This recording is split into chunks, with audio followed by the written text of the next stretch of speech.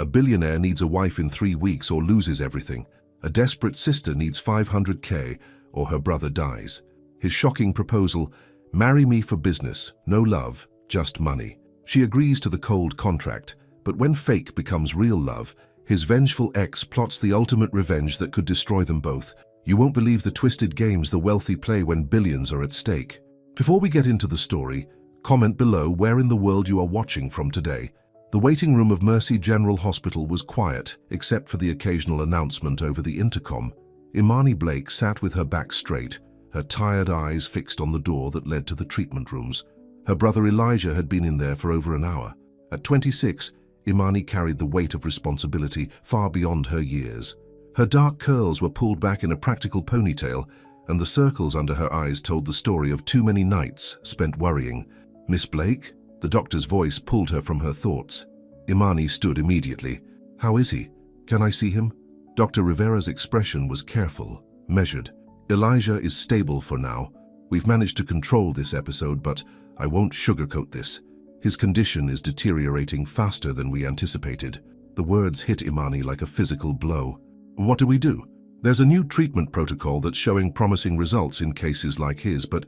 Dr. Rivera hesitated. "But what?" Imani pressed, already knowing what was coming. "It's experimental, which means insurance won't cover it. The cost would be substantial." Imani swallowed hard. How substantial? When the doctor named the figure, Imani felt the room spin. It was more money than she could hope to see in 5 years of working double shifts at the community center and weekend waitressing. "I need time to figure something out," she said finally. "Elijah doesn't have much time," Dr. Rivera replied gently. "And there's a waiting list. Without payment up front, we can't secure his spot in the program." Imani nodded, her face betraying nothing of the panic rising inside her. "Can I see him now?" Elijah lay in the hospital bed looking smaller than his 19 years. His once athletic frame had been whittled down by the rare autoimmune disease that attacked his system. But his smile, when he saw Imani, was as bright as ever. "Hey, sis," he said. "You look worse than I do." Imani forced a laugh and sat on the edge of his bed. "That's not possible. You look like something the cat dragged in." "Meow," he joked weakly. She took his hand, noting how thin his fingers had become. "How are you feeling, really?" "Like I could run a marathon," he said, then coughed, maybe a short one. Imani's heart clenched. Elijah had always protected her, even though he was younger. When their parents died in a car accident 5 years ago, he had been her rock, making her laugh when all she wanted to do was cry. Now it was her turn to be strong for him. "The doctor mentioned a new treatment," she said carefully. Elijah's eyes lit up, then dimmed just as quickly. "Let me guess, insurance won't cover it." "We'll figure it out," Imani promised. "You just focus on staying strong." Later that evening, Imani returned to their small house in the older part of town. She loved their home, modest as it was. The porch swing where their father used to read to them. The kitchen where their mother had taught Imani to make her famous sweet potato pie. Every corner held memories of happier times. She set her purse down and noticed the stack of mail on the table, bills mostly, and an official-looking envelope she'd been avoiding for weeks. With a deep breath, she opened it. Notice of foreclosure. The words seemed to leap off the page. They had 60 days to pay the back mortgage or lose the house. Imani sank into a chair, her hands shaking.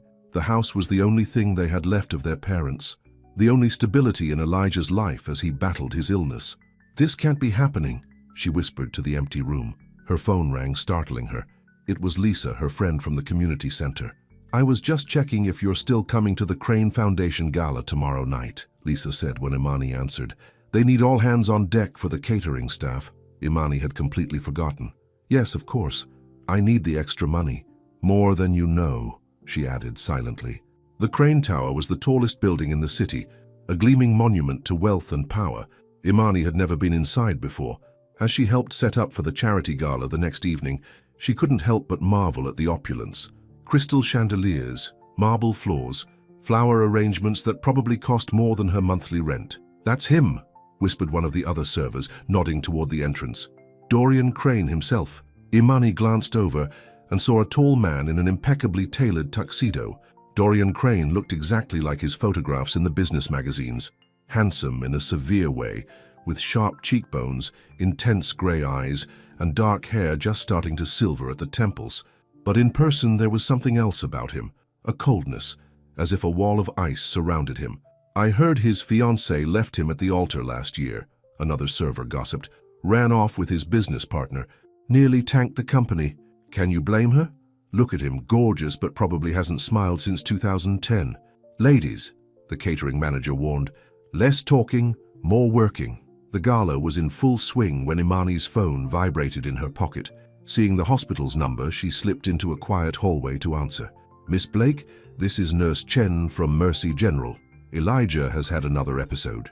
It's under control, but Dr. Rivera would like you to come in. Fear gripped Imani's heart. I'll be there as soon as I can. As she ended the call, she realized she was no longer alone in the hallway. Dorian Crane stood a few feet away, his expression unreadable. Excuse me, she said, moving to step around him. You're leaving. His voice was deep, with the clipped precision of someone who expected to be obeyed. Family emergency, Imani explained briefly, not owing this stranger any details. Something flickered in his eyes. You're part of the catering staff. You need to clear your departure with management. Imani felt a flare of anger. My brother is in the hospital. I don't have time for protocols. She tried to move past him again, but he stepped sideways, blocking her path, not in a threatening way, but with the casual entitlement of someone unused to being contradicted. What's wrong with your brother? He asked unexpectedly.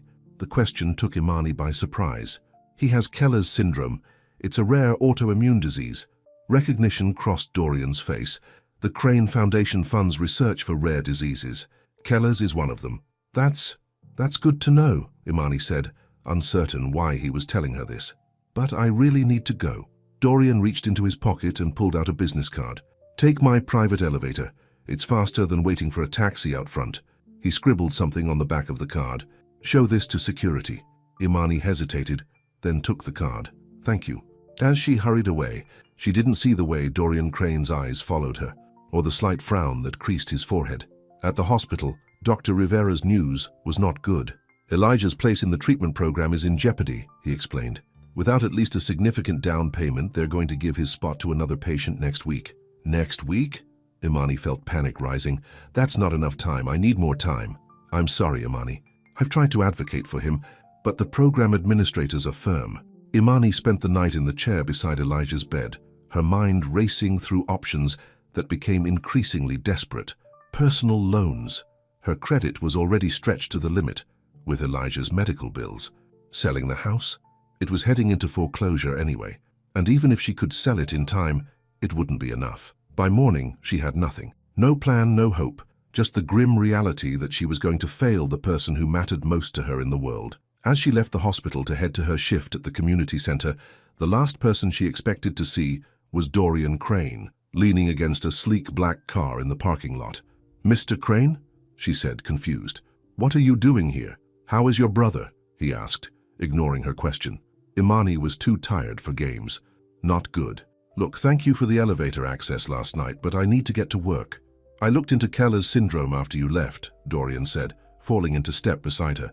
And I had my assistant check into the new treatment protocol being developed. Imani stopped walking. You what? Why? Dorian's expression remained impassive. The Crane Foundation could potentially help. Hope, dangerous and fragile, fluttered in Imani's chest. Really? We need to talk, Dorian said. Not here. Come with me. Every instinct told Imani to decline. This man was a stranger, a powerful, wealthy stranger who had no reason to help her, but Elijah's face flashed in her mind, and she found herself nodding. All right. The interior of Dorian's car was all soft leather and the subtle scent of expensive cologne. They rode in silence until they reached a private restaurant that hadn't even opened for the day. A single table was set in the otherwise empty dining room. I took the liberty of ordering breakfast, Dorian said, holding out a chair for her. You look like you haven't eaten in days. Imani should have been offended, but he wasn't wrong. Mr. Crane, I appreciate whatever this is, but I'm running on very little sleep and even less patience. Why am I here? Dorian sat across from her, his posture perfect. I have a proposition for you, Miss Blake. Imani, she corrected automatically. The ghost of a smile touched his lips. Imani. I find myself in need of a wife. Imani stared at him, certain she had misheard. Excuse me? My grandfather, Harold Crane, built Crane Industries from nothing. He was also a traditional man with very specific ideas about family and legacy. A waiter appeared with coffee, saving Imani from having to respond immediately. When they were alone again, Dorian continued.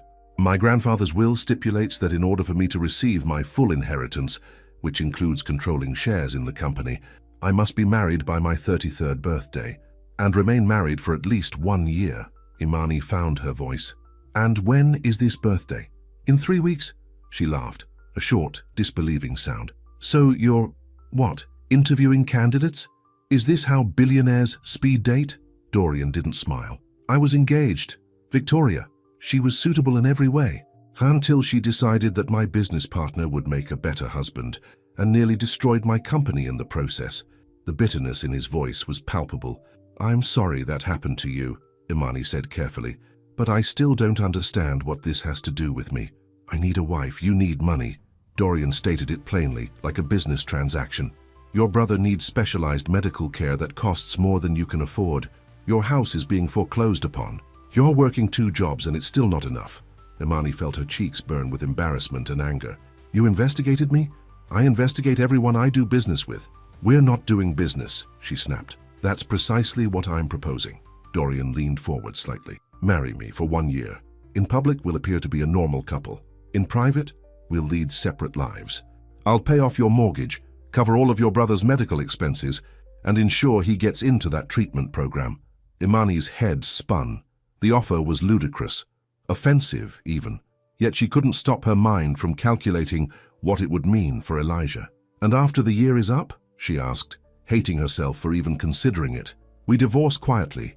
You'll receive a generous settlement, enough to secure your future and your brother's ongoing care. Why me? There must be plenty of women who'd jump at the chance to be Mrs. Crane, even temporarily. Dorian's gaze was assessing. You have no connections to my social circle, no history with Victoria or her friends, and you have a compelling reason to keep our arrangement private. Your brother's life depends on it. The calculated coldness of his logic made Imani want to throw her coffee in his face, but the truth of his words couldn't be denied. Elijah's life did depend on this. This is insane, she said quietly. It's practical, Dorian countered. We both get what we need. And if I refuse, then I wish you luck finding another solution in the next 7 days. His tone made it clear he knew she had no other options. Imani stood up abruptly. I need time to think. You have until tomorrow morning. Dorian handed her another business card. My private number. Call me with your decision. Imani left the restaurant in a daze. The proposition was outrageous, immoral even. Marry a man she didn't know, didn't love, for money. What kind of person would that make her? And yet, as she visited Elijah that afternoon and saw how pale he looked against the hospital sheets, she wondered what kind of sister she would be if she let pride stand in the way of his survival. What's got you so distracted? Elijah asked, noticing her faraway expression. Just work stuff, she lied. Nothing important. You're a terrible liar, Imani. Always have been. She forced a smile. Just tired. You know how it is. That night, alone in the house that would soon no longer be theirs, Imani paced the floor until dawn. The choice before her wasn't really a choice at all. By the time the sun rose, she knew what she had to do. With trembling fingers, she dialed the number on Dorian's card. Yes? His voice was alert, as if he'd been waiting for her call. If I agree to this, Imani said, her voice steadier than she felt, I have conditions. There was a pause, then, I'm listening. My brother can never know the truth. As far as he's concerned, this is real. Agreed. I keep my jobs. My life doesn't completely disappear into yours. That would hardly make us look like a normal married couple, Dorian objected. I'm not quitting everything I've worked for to become a trophy wife, even a fake one, Imani insisted. Another pause. We can discuss a compromise. What else? Imani took a deep breath. If I do this, if I marry you, you have to promise me one thing, which is, don't make me regret it. The silence that followed stretched so long that Imani thought they might have been disconnected. I can't promise you won't regret it, Dorian finally said, his voice oddly gentle, but I can promise that your brother will get the best care available and you'll never have to worry about money again. It wasn't the assurance she wanted, but it was honest.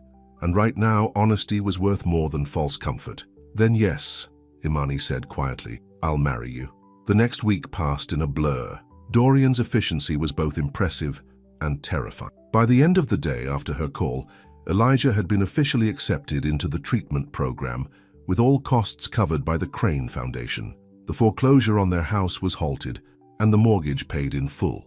A prenuptial agreement appeared for her signature, along with a separate contract outlining the terms of their arrangement. Imani had expected to feel relieved, but instead she felt numb, as if she were watching someone else's life unfold. Telling Elijah was the hardest part. "You're what?" he exclaimed from his hospital bed when she broke the news. "Married? To who?" "His name is Dorian Crane," Imani said, trying to sound natural. "We've been seeing each other quietly for a while. With everything going on with your health, I didn't want to distract you." Elijah's eyes widened. "Dorian Crane? As in the Dorian Crane? The billionaire?" "He's just a man, Eli. A man who owns half the city."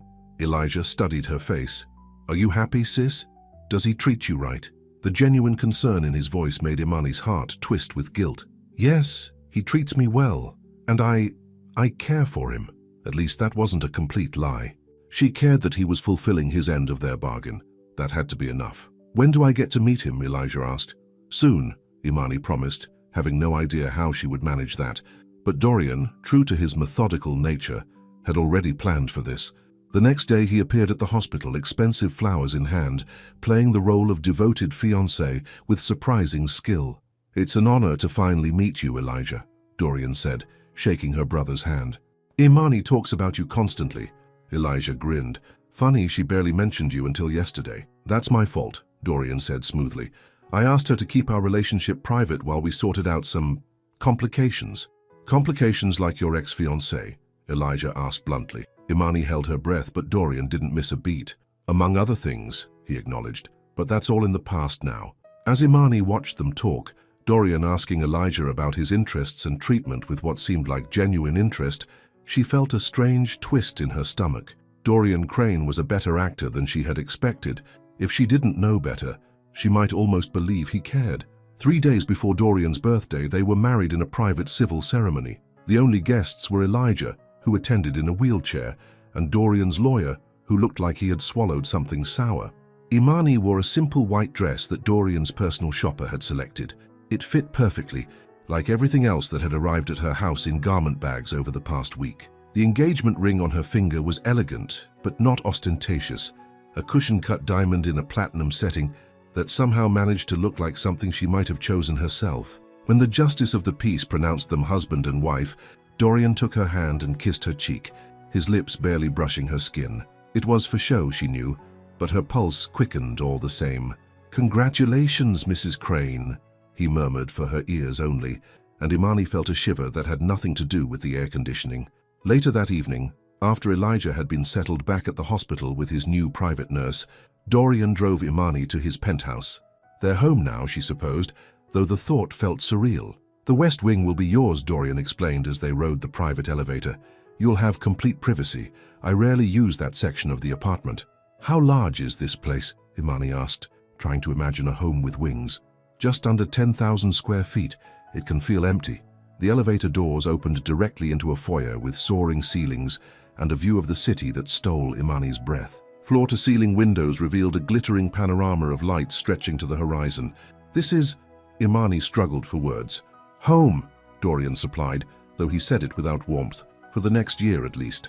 He showed her through the apartment, the main living areas, the kitchen she suspected he never used, the study where he worked, and finally, her wing. As promised, it was completely separate from his, with its own living room, bedroom suite, and even a small kitchen. "I had the staff stock the refrigerator," Dorian said, "but if you need anything else, just let Mrs. Foster know. She's the housekeeper." Imani nodded, feeling overwhelmed. "Thank you."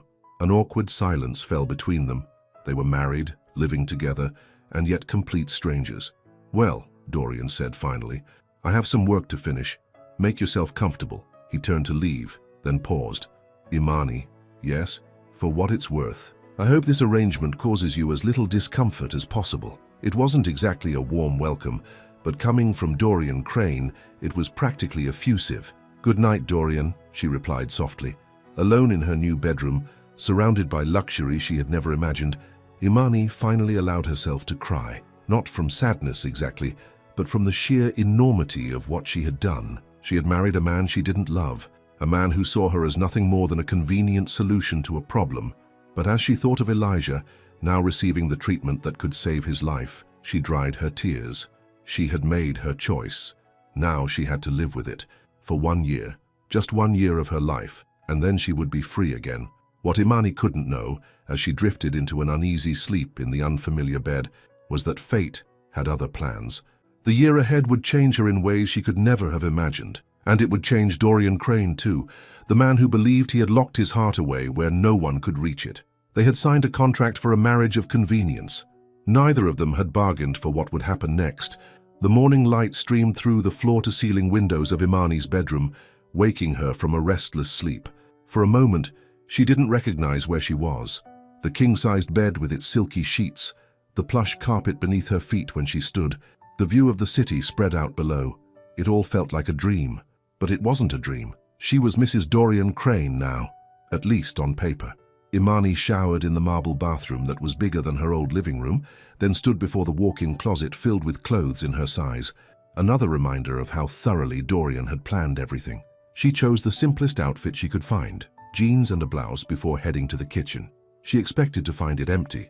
Instead, Dorian sat at the island counter, reading something on his tablet while a cup of coffee steamed beside him. He wore a crisp white shirt and charcoal suit pants, his tie hanging loose around his neck. He looked up when she entered. "Good morning," he said formally. "Morning," Imani replied, feeling awkward. "I didn't expect to see you here. I have a breakfast meeting, but I wanted to discuss the schedule for this week." He pushed a folder across the counter toward her. "These are the events we'll need to attend together." Imani opened the folder and found a neatly printed calendar. 3 charity galas, a board dinner, and a photo shoot. "For the Millionaire monthly profile," Dorian explained. "They've been trying to feature me for years. Now that I'm newly married, they're particularly interested." "You want me to do a magazine interview?" Imani couldn't hide her alarm. "Just smile for the photos and say as little as possible," Dorian advised. "I'll handle the interview." Imani bristled at his tone. "I'm not completely clueless, you know. I do know how to speak in public." Something flickered in Dorian's eyes, surprise perhaps. "Of course. I didn't mean to imply otherwise." An uncomfortable silence fell between them. Dorian returned to his tablet, while Imani found a coffee mug and poured herself a cup. The kitchen was state-of-the-art, with appliances she didn't even recognize. "Do you ever actually cook in here?" she asked, breaking the silence. Dorian glanced up. "Occasionally. Mrs. Foster prepares most meals, but she has Sundays and Mondays off. So what happens on those days? You starve?" The corner of his mouth twitched, almost a smile. "I manage." "What about you? Do you cook?" "Someone had to feed Elijah and me after our parents died," Imani said. "I'm no chef, but we didn't starve." Dorian seemed about to say something else when his phone chimed. He checked it and stood abruptly. "My car is waiting. We'll continue this discussion later." He was halfway to the door when he paused and turned back. "I almost forgot. The hospital called. Elijah had a good night. The doctors are optimistic about his response to the first treatment." Imani's heart leaped. "Really? That's wonderful. I've arranged for a car to take you to visit him whenever you'd like. Just let the driver know." Before Imani could thank him, Dorian was gone, leaving her alone in the vast penthouse. She spent the morning exploring her new home, trying to get her bearings. The West Wing, as Dorian called it, connected to the main living areas through a long hallway lined with abstract art that probably cost more than her entire education. The penthouse had a gym, a library, and even a small theater room. It was like living in a luxury hotel. Mrs. Foster, the housekeeper, arrived at noon. She was a plump woman in her 60s, with kind eyes and a no-nonsense attitude. "It's a pleasure to meet you, Mrs. Crane," she said warmly. "If there's anything you need, you just let me know." "Please call me Imani," she insisted. "And thank you. This place is a lot to take in." Mrs. Foster smiled knowingly. "Mr. Crane likes his privacy and his routine. He works too much and eats too little, if you ask me. Perhaps having you here will change that." Imani doubted it, but she returned the smile. "I'll be visiting my brother at the hospital today. He's receiving treatment for an autoimmune disease." Mr. Crane mentioned that. "The car is ready whenever you are." At the hospital, Elijah looked better than he had in weeks. There was color in his cheeks, and he was sitting up in bed playing a video game on a brand new console. "Look what your husband sent over," he said excitedly when Imani entered. "And check out this private room. I even have a view." Imani felt a rush of gratitude toward Dorian. She hadn't expected him to go beyond their agreement, to do something kind for Elijah that wasn't strictly necessary. "How are you feeling?" she asked, sitting beside him. "Better," Elijah admitted. The new meds are intense, but Dr. Rivera says my numbers are already improving. Imani squeezed his hand. That's the best news I've heard in months.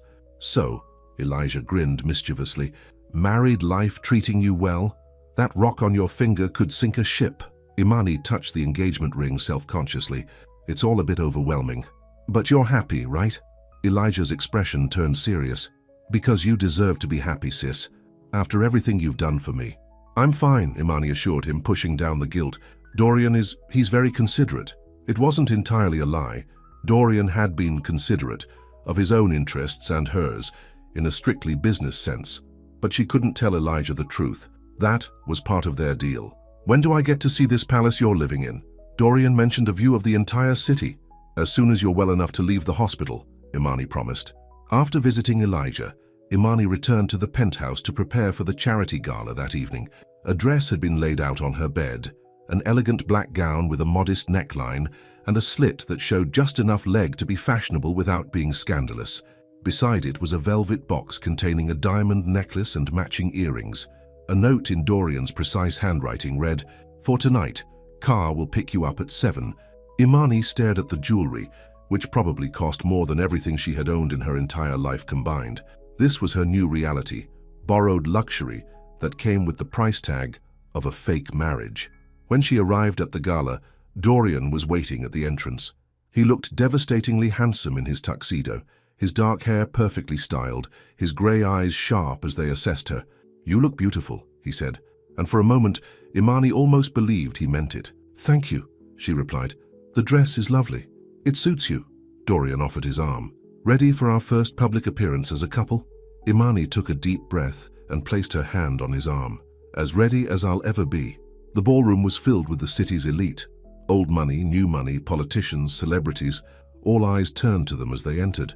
"Dorian Crane with a wife," murmured an older woman nearby. "Never thought I'd see the day." "And not Victoria Winters," added her companion. "Wonder who this one is." Imani kept her smile fixed in place, even as she felt like an imposter. Dorian's hand moved to the small of her back, guiding her through the crowd with practiced ease. "Ignore them," he said quietly. "Half the people here married for money or status. At least we're honest about it with each other." Before Imani could respond, they were approached by a silver-haired man with a calculating smile. "Dorian, the man of the hour, and this must be your new bride." "Richard," Dorian nodded coolly. "Yes, this is my wife, Imani. Imani, this is Richard Winters, Victoria's father." Imani felt Dorian's hand tense against her back. So this was the father of the woman who had betrayed him. She straightened her spine and offered her most charming smile. "It's a pleasure to meet you, Mr. Winters." Richard's eyes narrowed slightly. "Likewise. Such a whirlwind romance." Victoria was quite surprised to hear the news. "I'm sure she was," Dorian replied, his tone clipped. "She's here tonight, you know," Richard added. "With Martin Hughes." Dorian's jaw tightened, almost imperceptibly. Martin Hughes, the business partner Victoria had left him for. "If you'll excuse us," Dorian said, steering Imani away, "we should greet the host." As they moved through the crowd, Imani could feel the tension radiating from Dorian. Without thinking, she placed her hand over his where it rested on her waist. "Are you okay?" she asked softly. Dorian glanced down at her, surprise evident in his expression. "I'm fine. It's just business." "It doesn't seem like just business." For a moment, something vulnerable flickered in his eyes. Then the wall came back up. "We're here to be seen, to convince people our marriage is real. That's all that matters." Imani withdrew her hand, stung by the reminder of their arrangement. "Of course, I'll play my part." "Dorian, darling." A striking blonde woman in a red dress approached them, her smile wide but her eyes cold. Even without an introduction, Imani knew instinctively that this was Victoria. She was beautiful in a polished, perfect way, like a doll in a display case. "Victoria," Dorian acknowledged stiffly. Victoria's gaze flicked to Imani, assessing her in one sweeping glance. "And this is the new Mrs. Crane. How unexpected." "Imani," she introduced herself, refusing to be intimidated. "Charmed, I'm sure." Victoria turned her attention back to Dorian. "The board members are all talking about your grandfather's inheritance. Congratulations on meeting the deadline." The implication was clear. Victoria knew exactly why Dorian had gotten married. "Thank you," Dorian replied evenly. "And congratulations on your engagement to Martin. I understand the wedding is next month?" Victoria's smile faltered slightly. Yes, we're very happy. I'm sure you are, Dorian said, his tone making it clear he didn't believe it for a second. An awkward silence fell. Imani, feeling the need to break the tension, spoke up. Victoria, that's a beautiful dress. Is it Valentino? Victoria looked surprised, then pleased. Good eye. Yes, it's from his latest collection. I thought so. The cut is distinctive. Victoria's expression shifted from dismissive to curious. Do you follow fashion, Imani? I appreciate good design, Imani replied smoothly. In all its forms. Victoria laughed, a tinkling sound that didn't reach her eyes. How refreshing. Dorian, your wife is full of surprises. You have no idea, Dorian murmured, his hand once again finding the small of Imani's back. As the evening progressed, Imani found herself the subject of intense scrutiny. Everyone wanted to know who she was, where she'd come from, how she'd met Dorian. They had prepared answers for these questions, a carefully crafted story about meeting at a charity event and a whirlwind romance. Love at first sight, Dorian told an older couple, his arm around Imani's waist. I knew she was special from the moment I saw her. The lie rolled off his tongue so convincingly that Imani almost believed it herself. When he looked down at her with practiced adoration, her heart skipped a beat, despite her best efforts. What made you fall in love with Dorian? A society columnist asked her directly. Imani hesitated. They hadn't specifically rehearsed this question. She could give the expected answer. His success, his charm, his good looks. But something made her dig deeper. His determination, she said finally. When Dorian commits to something, he gives it everything. That kind of loyalty is rare. She felt Dorian's gaze on her but didn't look at him. It wasn't a lie exactly. From what she'd seen, Dorian was indeed determined and committed. To his business, to his grandfather's legacy, to their arrangement. Later, as they danced together, Dorian's hand warm against her back, he leaned down to whisper in her ear, "You're very good at this." At what? Dancing? Convincing people. That columnist ate up every word. Imani met his gaze. Maybe because I wasn't entirely pretending. Something shifted in Dorian's expression, a flicker of confusion or perhaps interest. But before he could respond, they were interrupted by the appearance of Martin Hughes, Dorian's former business partner and Victoria's new fiancé. Martin was handsome in a conventional way, with blonde hair and a practiced smile. "Dorian, it's been a while." "Not long enough," Dorian replied coldly. Martin turned to Imani. "And you must be the woman who finally tamed Dorian Crane. I'm Martin Hughes." "I'm aware," Imani said, immediately disliking him. "I was surprised to hear Dorian had married," Martin continued undeterred, "especially after, well, you know, after you betrayed me professionally and Victoria betrayed me personally." Dorian's voice was dangerously quiet. "Yes, I imagine that was surprising." Martin's smile faltered. "Water under the bridge, surely. Business is business." "Is that what you tell yourself?" Dorian asked. "That stealing my company was just business?" "I didn't steal anything," Martin protested. "The board voted after you manipulated them with false information," Dorian cut in. "Information that, coincidentally, Victoria had access to." Imani felt the tension between the two men like electricity in the air. Without thinking, she placed her hand on Dorian's arm. "Darling, I believe they're about to make the donation announcements. Shouldn't we find our seats?" Dorian looked down at her, his expression unreadable for a moment. Then he nodded. "You're right. If you'll excuse us, Martin." As they walked away, Dorian surprised her by covering her hand on his arm with his own. "Thank you," he said quietly. "For what?" "For stopping me from making a scene. That wouldn't have been productive." Imani shrugged. "You looked like you needed rescuing." The ghost of a smile touched his lips. "Not something I'm used to. Being rescued? Having someone care enough to try." The simple honesty of his words caught Imani off guard. For the first time, she glimpsed the lonely man beneath the successful businessman, the man who had been betrayed by the two people he trusted most. The rest of the evening passed in a blur of introductions and small talk. By the time they left, Imani's cheeks hurt from smiling and her feet ached from the high heels. In the car, she slipped them off with a sigh of relief. "You did well tonight," Dorian said, loosening his bow tie. Everyone was convinced. "Isn't that what you're paying me for?" Imani regretted the words as soon as they left her mouth. They sounded bitter, ungrateful. Dorian stiffened slightly. "Yes, I suppose it is."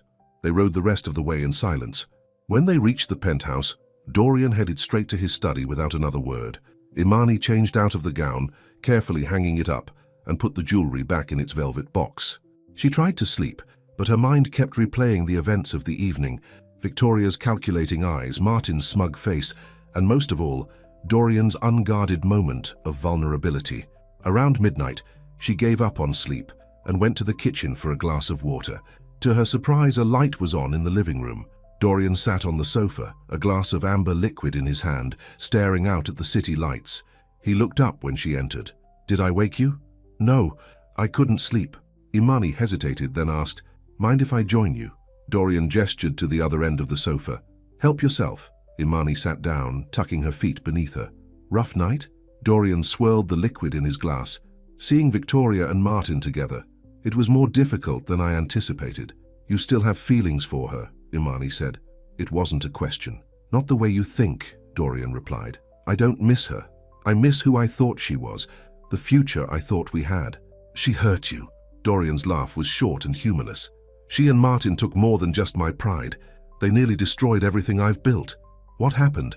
Imani asked, genuinely curious. "If you don't mind me asking." Dorian was silent for so long that Imani thought he wouldn't answer. When he finally spoke, his voice was quiet, reflective. "Martin was my partner from the beginning. We expanded my grandfather's company together, took it international. I trusted him completely.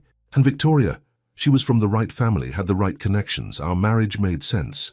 But I was blind. While I was focusing on a major acquisition in Europe, they were plotting behind my back. Victoria had access to confidential documents through me. She passed them to Martin, who used them to convince the board I was making reckless decisions. That's terrible, Imani said softly. By the time I returned from Europe, Martin had turned half the board against me. If not for my grandfather's controlling shares, I would have lost the company entirely. Dorian's knuckles were white around his glass, and Victoria simply said she'd fallen in love with Martin, as if that excused her betrayal. Imani didn't know what to say. The pain in Dorian's voice was raw, real. "I'm sorry," she offered finally. "No one deserves that kind of betrayal." Dorian looked at her, his expression softening slightly. "No, they don't." They sat in companionable silence for a while, the city lights twinkling below them like fallen stars. "Your brother," Dorian said suddenly. "How is he doing?" Imani smiled, grateful for the change of subject. "Better. The treatment seems to be working. He was playing video games when I visited today." "Good, that's good." "Thank you," Imani said sincerely. "For the private room, the game console, you didn't have to do that." Dorian shrugged. "It was nothing." It wasn't nothing to Elijah, or to me. Their eyes met across the sofa, and for a moment something unspoken passed between them. Then Dorian stood abruptly. "It's late. We should get some sleep.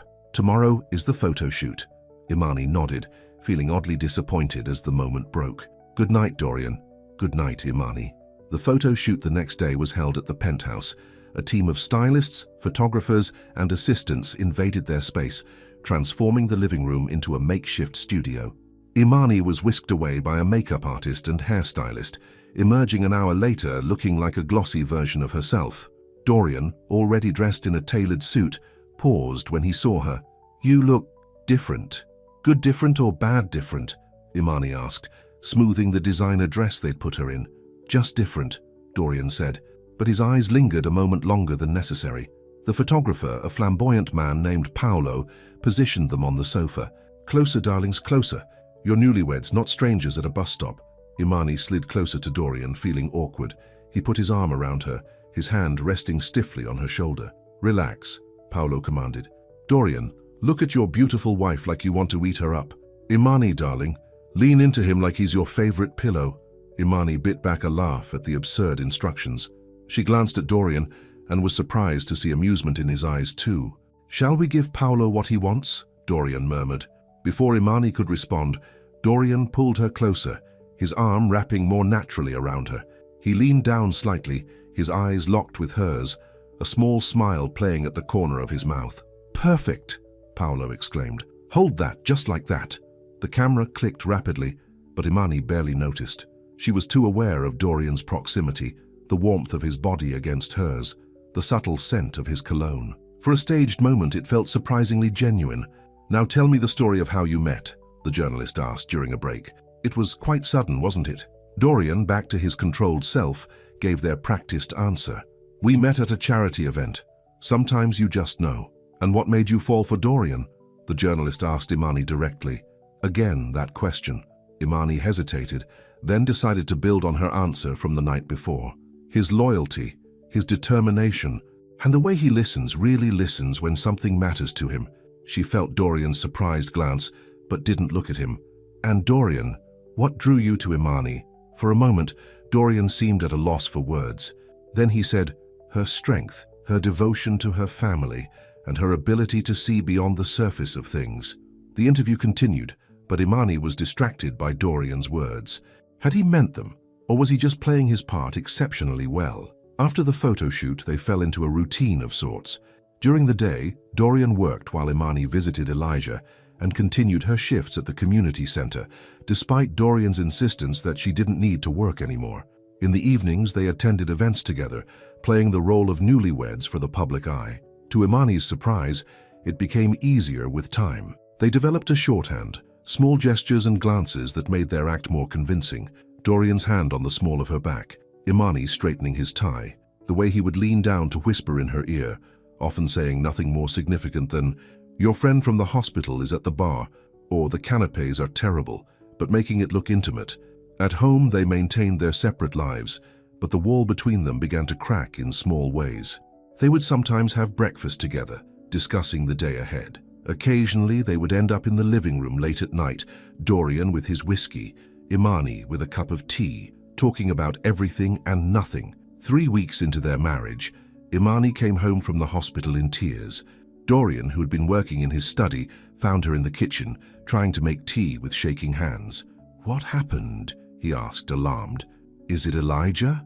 Imani nodded, unable to speak. Dorian gently took the mug from her hands before she could drop it. "Is he—" Dorian couldn't finish the question. "He had a setback," Imani managed to say. "His body is fighting the treatment. They're adjusting the protocol, but Dr. Rivera says it's going to be a difficult few days." Dorian hesitated, clearly uncomfortable with her emotional distress. Then, to Imani's surprise, he pulled out a chair and sat beside her. "Tell me what the doctor said exactly." Imani took a deep breath and repeated Dr. Rivera's explanation about Elijah's immune response and the changes they were making to his medication. Dorian listened attentively, asking clarifying questions. "I'll call Dr. Chen," he said when she finished. "She's the leading specialist in Keller's syndrome. She can consult on Elijah's case." "You would do that?" Imani asked, wiping her eyes. "Of course. It's what we agreed to." "No, we agreed you would pay for his treatment. You didn't promise to get personally involved." Dorian looked away, seemingly uncomfortable with her gratitude. "It's nothing. Just a phone call." Imani reached out and touched his hand. "It's not nothing, Dorian. Thank you." He stared at her hand on his for a moment, then stood abruptly. "I should make that call. Will you be okay?" Imani nodded, watching him retreat to his study. Dorian Crane was a puzzle, cold and distant one moment, unexpectedly thoughtful the next. Just when she thought she had him figured out, he surprised her. True to his word, Dorian arranged for Dr. Chen to review Elijah's case. Within days, a new treatment plan was in place, and Elijah began to show improvement. When Imani thanked Dorian again, he brushed it off as if it were nothing more than a business transaction. But Imani was beginning to suspect there was more to Dorian Crane than the cold businessman he presented to the world. One Sunday morning, a month into their marriage, Imani woke to the smell of coffee and something burning.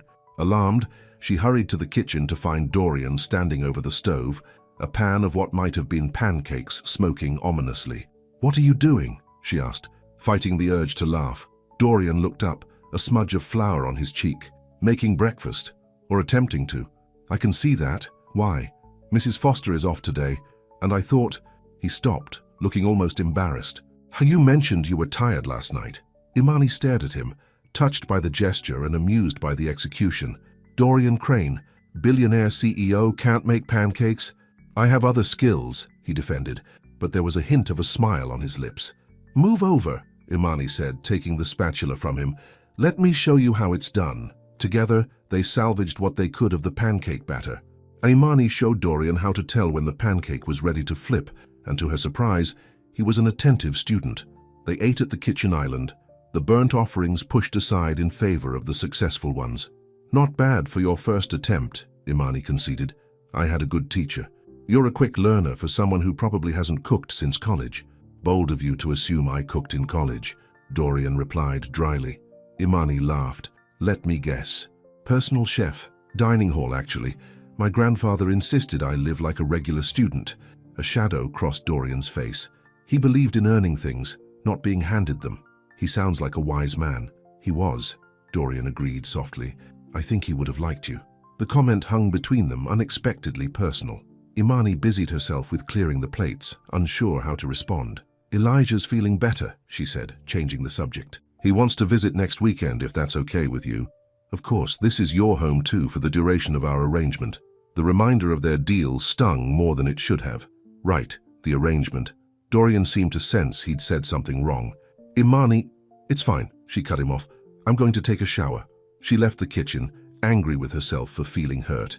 This was a business arrangement, nothing more. The fact that she was starting to enjoy Dorian's company, to look forward to their conversations, was dangerous. She couldn't afford to forget what this marriage really was, a contract with an expiration date. Later that day, Imani was curled up in the library with a book when Dorian found her. I'm going to the office for a few hours, he said, but I thought you might like this. He handed her a small box. Inside was a key card. What's this for? She asked. The private art gallery on the 30th floor.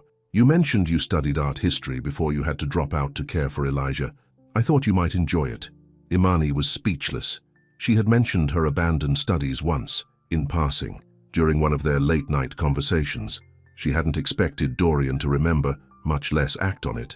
Thank you, she said, genuinely moved. Dorian nodded, looking almost shy. It's a small collection, but there are a few pieces worth seeing. After he left, Imani used the keycard to visit the gallery. Small collection was an understatement. The space was exquisite, with perfect lighting showcasing works by both famous artists and emerging talents. Imani lost herself in the art, feeling a part of herself awakening that had been dormant for years.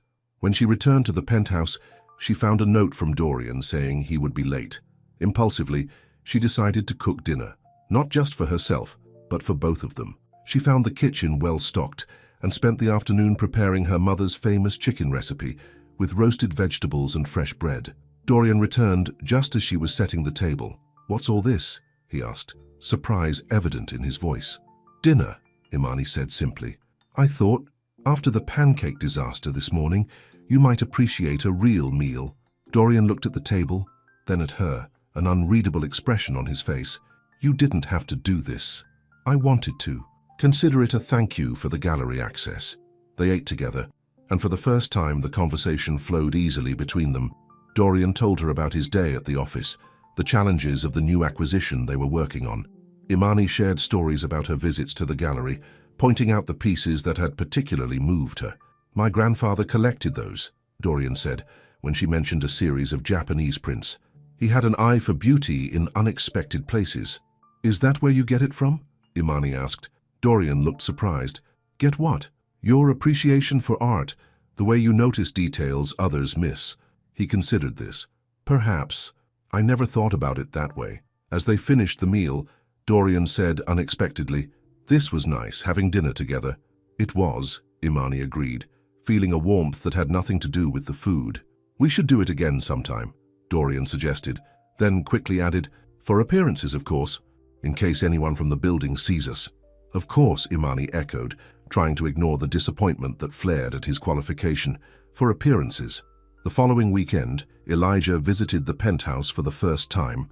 Despite still being weak from his treatments, his eyes widened as he took in the luxury surrounding them. Man, sis, you married up, he joked, but there was genuine happiness in his expression. This place is insane. It's just a house, Eli, Imani said, though she knew it was far more than that. A house with an elevator directly to the living room, Elijah pointed out, and a view that belongs in a movie. Dorian, who had been quietly observing their interaction, stepped forward. Would you like a tour, Elijah? To Imani's surprise, Dorian personally showed Elijah around the penthouse, patiently answering his questions and even showing him the gaming setup in the media room. This is awesome, Elijah enthused. Imani said you were a workaholic, but you've got the best gaming rig I've ever seen. Imani shot Dorian an apologetic look, but he just smiled slightly. I don't get much time to use it. Perhaps you could show me what I'm missing sometime. Elijah grinned. Deal. Over lunch, Elijah regaled them with stories from the hospital, including his budding romance with one of the nurse's aides. "She's amazing," he said, his eyes shining. "Smart, funny, and she doesn't treat me like I'm made of glass." "Sounds like someone I should meet," Imani said, happy to see her brother looking more like his old self. "Actually," Elijah hesitated, "I was hoping to invite her to dinner next week, if that's okay with you guys." "Of course it is," Imani assured him. "We'd be happy to host," Dorian added, surprising her again with his easy acceptance. After lunch, Elijah tired quickly, and Dorian insisted on having his driver take him back to the hospital. "Your brother is a remarkable young man," Dorian said when they were alone. "He's been through so much, yet he remains so positive." "He's always been that way," Imani said softly. "Even when our parents died, he was the one comforting me, telling me everything would be okay." "You've done an incredible job with him," Dorian said. "Most people in your situation would have buckled under the pressure." "I didn't have a choice," Imani replied. "He's my brother. You do whatever it takes for family." Dorian was quiet for a moment. "Not everyone feels that way." "What about your family?" Imani asked. "Besides your grandfather, you never mention them." Dorian's expression closed off. "There's not much to mention. My parents were more interested in their social lives than raising a child. My grandfather was the only one who really cared." "I'm sorry," Imani said, recognizing the pain behind his matter-of-fact tone. Dorian shrugged. It was a long time ago, but Imani sensed there was more to the story, wounds that had never properly healed. The dinner with Elijah and his nurse's aide, Maya, was a surprising success. Maya was bright and warm, with a no-nonsense attitude that matched Elijah's humor perfectly. She treated his condition as just one part of who he was, not his defining characteristic. "So, how did you two meet?" Maya asked Imani and Dorian over dessert. They exchanged a glance, and Dorian smoothly delivered their practiced story. But this time, he added details Imani had never heard before. How he'd noticed the way she spoke to an elderly donor with genuine interest, how her laugh had caught his attention from across the room. "I knew I had to meet her," Dorian concluded, his eyes on Imani. "Some things you just know." The conviction in his voice made Imani's heart skip a beat. If she didn't know better, she might have believed him. Later, after Elijah and Maya had left, Imani confronted him. "You added quite a few embellishments to our story tonight." Dorian was putting away the wine glasses. "Did I? I thought it made the story more convincing." "Is that all it was? Making the story convincing?" Dorian paused, his back to her. "What else would it be?" Imani didn't have an answer. Or rather, she did, but it was one she wasn't ready to acknowledge, even to herself. "Nothing," she said finally. "You're right, it was very convincing." That night, Imani dreamed of Dorian. Not the cold, distant man she had first met, but the man who remembered her love of art, who cooked pancakes to let her sleep in, who saw her brother as a person, not just a condition. She woke feeling confused and vulnerable. This wasn't part of their agreement. She wasn't supposed to develop feelings for her contract husband. 2 months into their marriage, the Millionaire monthly issue featuring their photo shoot was published. The pictures were stunning. Dorian looking at Imani with what appeared to be genuine adoration, Imani leaning into him as if he were her safe harbor. "We look like we're actually in love," Imani remarked as they examined the magazine together. "That was the point," Dorian reminded her, but his voice lacked its usual certainty. The article painted them as the perfect couple, the successful businessman and the compassionate community worker who had captured his heart. It quoted Imani's words about Dorian's determination and loyalty, and his about her strength and perception. "They make us sound like characters in a romance novel," Imani said with a small laugh. "Is that so bad?" Dorian asked, looking at her with an intensity that made her breath catch. Before she could answer, his phone rang. He checked the caller ID and frowned. "I need to take this. Excuse me." Imani was left alone with the magazine, staring at the images of a marriage that was just for show, wasn't it? That evening, they attended another charity event. By now, their public routine was well established. Dorian's hand on the small of her back, Imani's smile turned up to him at just the right moments, the way they would find each other across a crowded room. But tonight felt different. There was a tension between them, an awareness that hadn't been there before. When Dorian's fingers brushed hers as he handed her a glass of champagne, Imani felt a jolt of electricity. When he leaned down to whisper in her ear, his breath against her skin made her shiver. "Are you cold?" he asked, noticing her reaction. "No," Imani replied honestly. "I'm fine." But she wasn't fine. She was confused and frightened by the feelings growing inside her, feelings for a man who had made it clear their relationship was strictly business. As they danced, Dorian held her closer than usual. "You look beautiful tonight," he said, and unlike the first time he'd said those words, Imani knew he meant them. "Thank you," she replied, not trusting herself to say more. "Imani," Dorian began, his voice low and serious. "I've been thinking, Dorian, just the man I was looking for." They turned to see Richard Winters approaching, his smile as calculating as ever. "Richard," Dorian acknowledged stiffly, "I'm dancing with my wife." "This will only take a minute," Richard insisted. "It's about the Hughes merger." Dorian's jaw tightened. "Now is not the time or place to discuss business." "Oh, I think it is," Richard countered, "considering what's at stake." Imani felt Dorian tense. "It's okay," she told him. "I'll get us some drinks while you talk." Reluctantly, Dorian released her. Imani made her way to the bar, but before she could order, she felt a presence beside her. "He'll break your heart, you know." Imani turned to find Victoria standing there, elegant as ever in a silver gown. "Excuse me, Dorian," Victoria clarified. "He's incapable of real love. Trust me, I would know." Imani kept her expression neutral. "I think you forfeited the right to comment on Dorian's emotional capacity when you left him for his business partner." Victoria's perfect eyebrows rose slightly. "Touché, but I'm trying to help you. Do you really think he married you for love?" A chill ran through Imani. "My relationship with Dorian is none of your business." "Let me guess," Victoria continued, ignoring her objection. "You met suddenly, had a whirlwind romance and got married just before his 33rd birthday." Imani's silence was answer enough. Victoria laughed softly. "Oh, honey, did he tell you about his grandfather's will? The inheritance that requires him to be married for a year?" "I know about the will," Imani said stiffly. "Then you know your marriage is just a business transaction. Once the year is up and Dorian has his money, he'll discard you just like he discards everything else that served its purpose." The words struck too close to Imani's deepest fears. "You don't know anything about our marriage." "I know Dorian Crane," Victoria said, her voice suddenly serious. "He doesn't let anyone close enough to hurt him. Not anymore. Not since his parents abandoned him." "What are you talking about?" Imani asked, caught off guard. Victoria looked surprised. "He never told you? About how his parents left him with his grandfather and never came back? How they chose their freedom over their own son?" Imani felt sick. This explained so much about Dorian. His distrust, his emotional walls, his focus on business over personal connections. "That's why I left," Victoria continued, her voice softer now. "Not because of Martin, though that's what everyone believes. I left because loving someone who won't let you in is the loneliest feeling in the world." Before Imani could respond, Dorian appeared at her side. "Imani, are you ready to go?" He barely acknowledged Victoria, who gave Imani a knowing look before walking away. "What did she want?" Dorian asked, his voice tight. "Nothing important," Imani lied, unable to process what she had just learned. But that night, as they rode home in silence, Victoria's words echoed in her mind. Was she falling for a man who was fundamentally incapable of returning her feelings? A man who saw their marriage as nothing more than a means to an end? And worse, was she setting herself up for heartbreak when their year was over and Dorian no longer needed her? The morning after their encounter with Victoria, Imani found herself watching Dorian as he read the financial news at breakfast.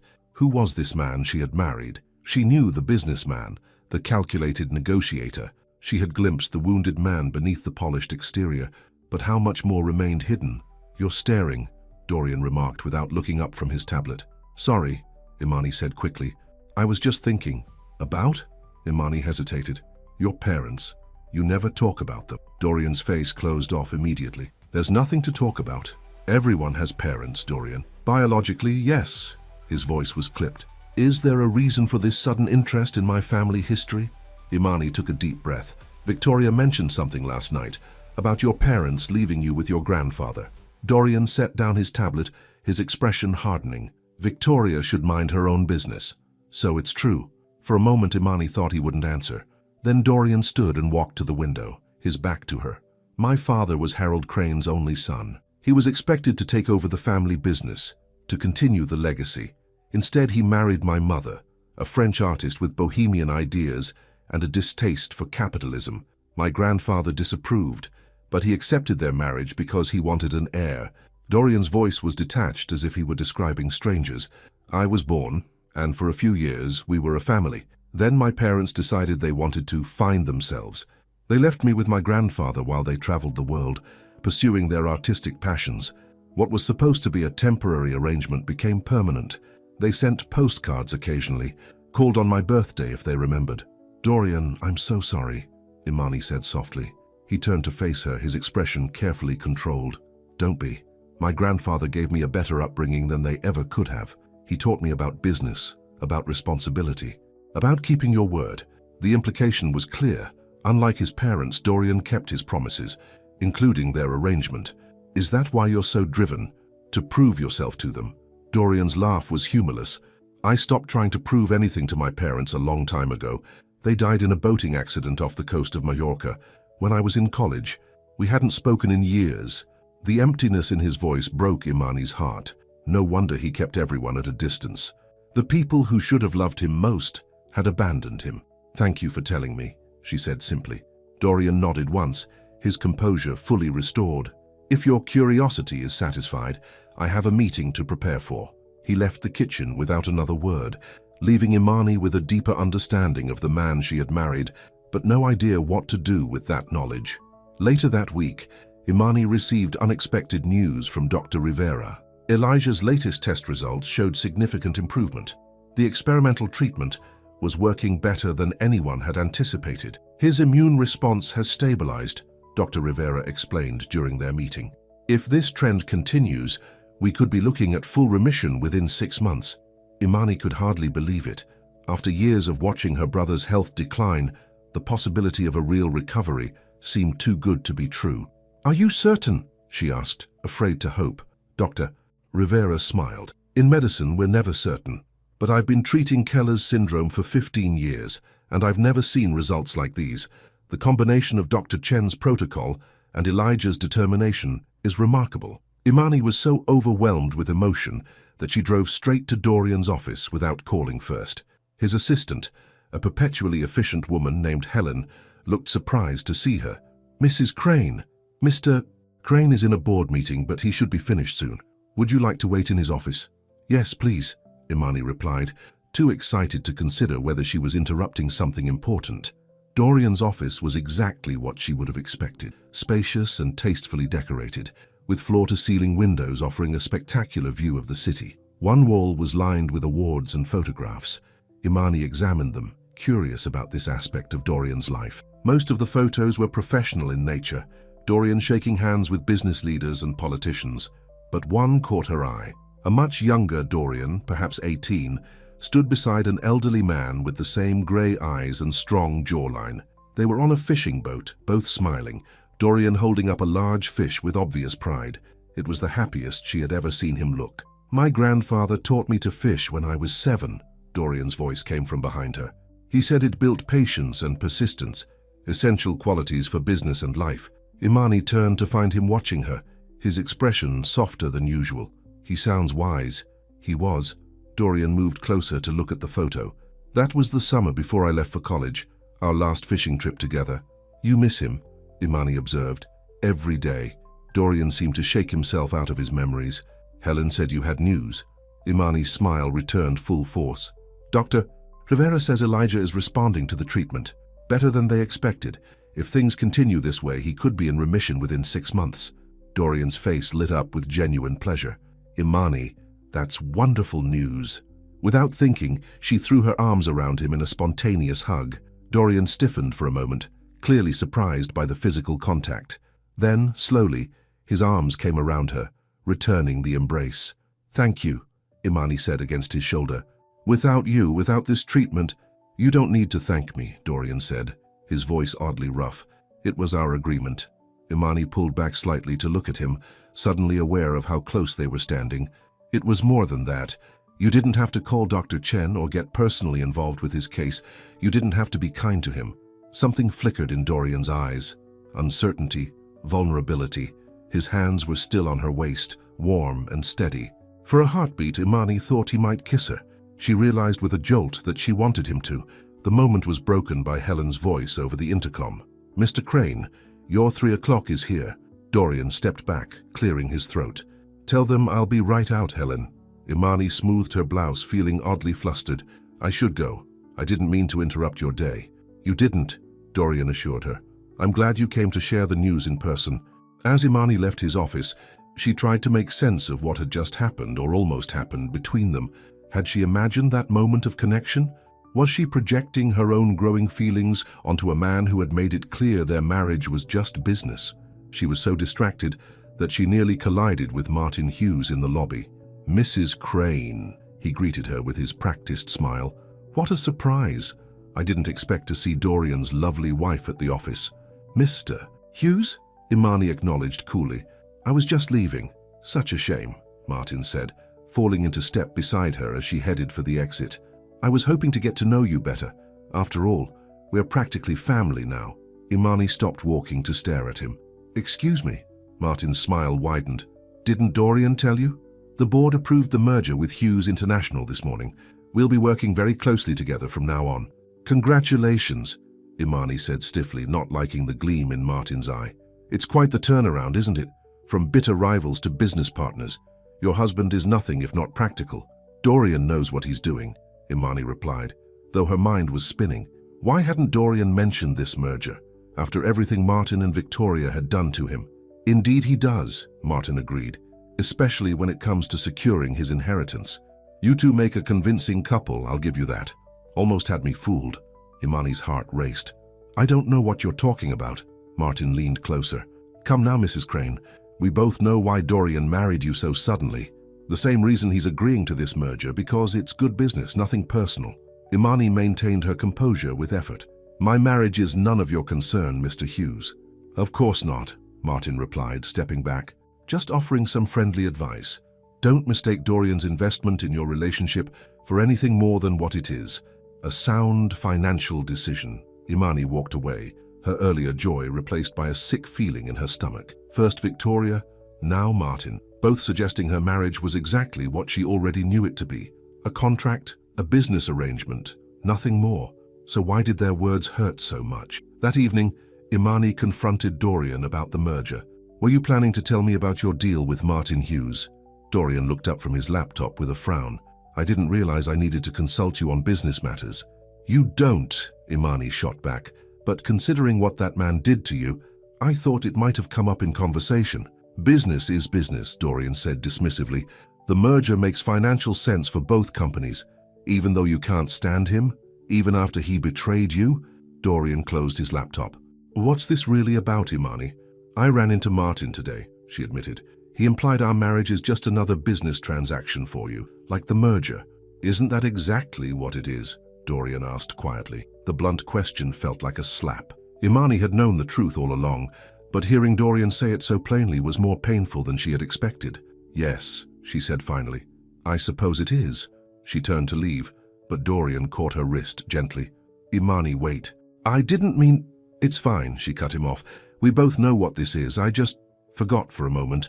She pulled her wrist from his grasp and walked away, blinking back tears she had no right to shed. This was the deal she had made, eyes wide open. Feelings weren't part of the contract. For the next week, a strange tension hung between them. They were polite to each other, maintained their public appearances, but the easy companionship they had begun to develop was gone. Imani threw herself into her work at the community center and her visits with Elijah, who continued to improve daily. Maya, now officially Elijah's girlfriend, noticed the change in Imani's mood. Trouble in paradise? She asked during one of their hospital visits while Elijah was having tests done. What? No, everything's fine, Imani insisted. Maya gave her a knowing look. I'm a nurse, remember? I can tell when someone's not sleeping well. And you've checked your phone 6 times in the last half hour like you're expecting a call. Imani sighed. She couldn't tell Maya the truth about her marriage, but she needed to talk to someone. It's complicated. Dorian and we're from different worlds. Sometimes I wonder if we're too different to make it work. Different can be good, Maya pointed out. Elijah and I are different in plenty of ways, but we balance each other out. But you and Elijah want the same things, Imani said softly. You're building something together. Maya studied her for a moment. And you don't think that's what you and Dorian are doing? Before Imani could answer, her phone rang. It was Dorian. Imani, he sounded unusually tense. Are you at the hospital? Yes, why? Is something wrong? Stay there. I'm on my way. 20 minutes later, Dorian strode into the hospital waiting room, his face grave. Imani stood immediately, fear clutching at her heart. What's happened? She demanded. Dorian took her hands in his, an unprecedented gesture of physical comfort. It's Victoria. She's been talking to a journalist from the Financial Times, making insinuations about our marriage being a sham to secure my inheritance. Imani felt the blood drain from her face. Can she prove anything? No, Dorian assured her. But the journalist is digging, looking for witnesses, documentation. They've contacted the courthouse where we got the marriage license, trying to find anything suspicious. What do we do? Imani asked, her mind racing. If the truth came out, what would happen to Elijah's treatment? To the house? To everything Dorian had arranged for them? Dorian's expression was determined. We fight back. Victoria is doing this because she's bitter about the merger with Martin's company. She thought I would refuse to work with them after what happened, that Martin's business would fail. Instead, the merger has strengthened both companies. So this is revenge? Partly, Dorian acknowledged, but it's also a power play. If she can discredit me, cast doubt on my judgment and integrity, she thinks the board might push me out. Would they? Imani asked, suddenly afraid for Dorian as well as herself. They could try, Dorian said grimly, but I won't make it easy for them. What do you need me to do? Imani asked without hesitation. Dorian's eyes softened. We need to be more convincing than ever, not just in public but in private too. We need to live as if our marriage is real, in case anyone is watching. No separate wings, no careful distance. We need to be a real couple in every way that can be observed. The implications of what he was suggesting made Imani's pulse quicken. I mean we share a bedroom, we share meals, we present a united front at all times. Dorian hesitated, then added, if that's too much to ask, I understand. This isn't what you signed up for. Imani thought about Elijah, about the progress he was making with his treatment, about the house that was now legally hers, about all that was at stake. I'll do whatever it takes, she said firmly. We made a deal, and I intend to honor it. Relief flickered across Dorian's face. Thank you. Later that evening, Imani moved her essential belongings into Dorian's bedroom, the master suite she had never entered before. It was elegant, but masculine, with dark wood furniture and navy blue accents.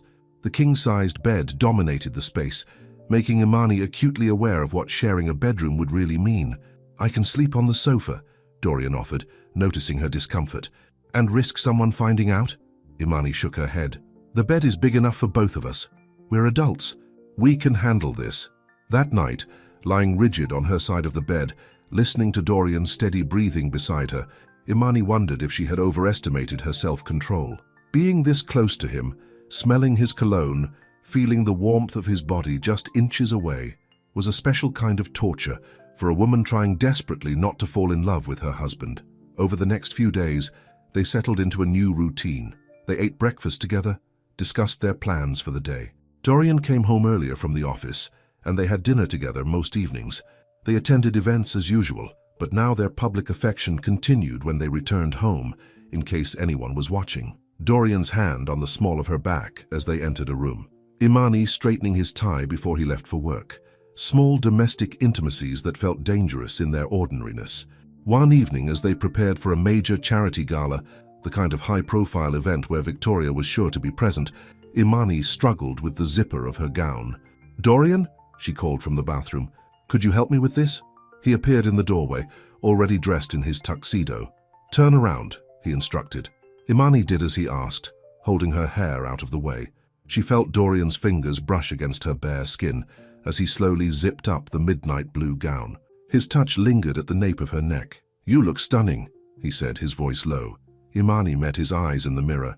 "Thank you." For a moment, neither of them moved. Then Dorian stepped back, breaking the spell. "We should go. The car is waiting." At the gala, they were more convincing than ever as the devoted couple. Dorian kept Imani close, his arm around her waist, his eyes rarely leaving her. When they danced, he held her against him, as if he couldn't bear any distance between them. "Victoria is watching," he murmured in her ear. "With the journalist from the Financial Times." Imani nodded almost imperceptibly. "What do we do?"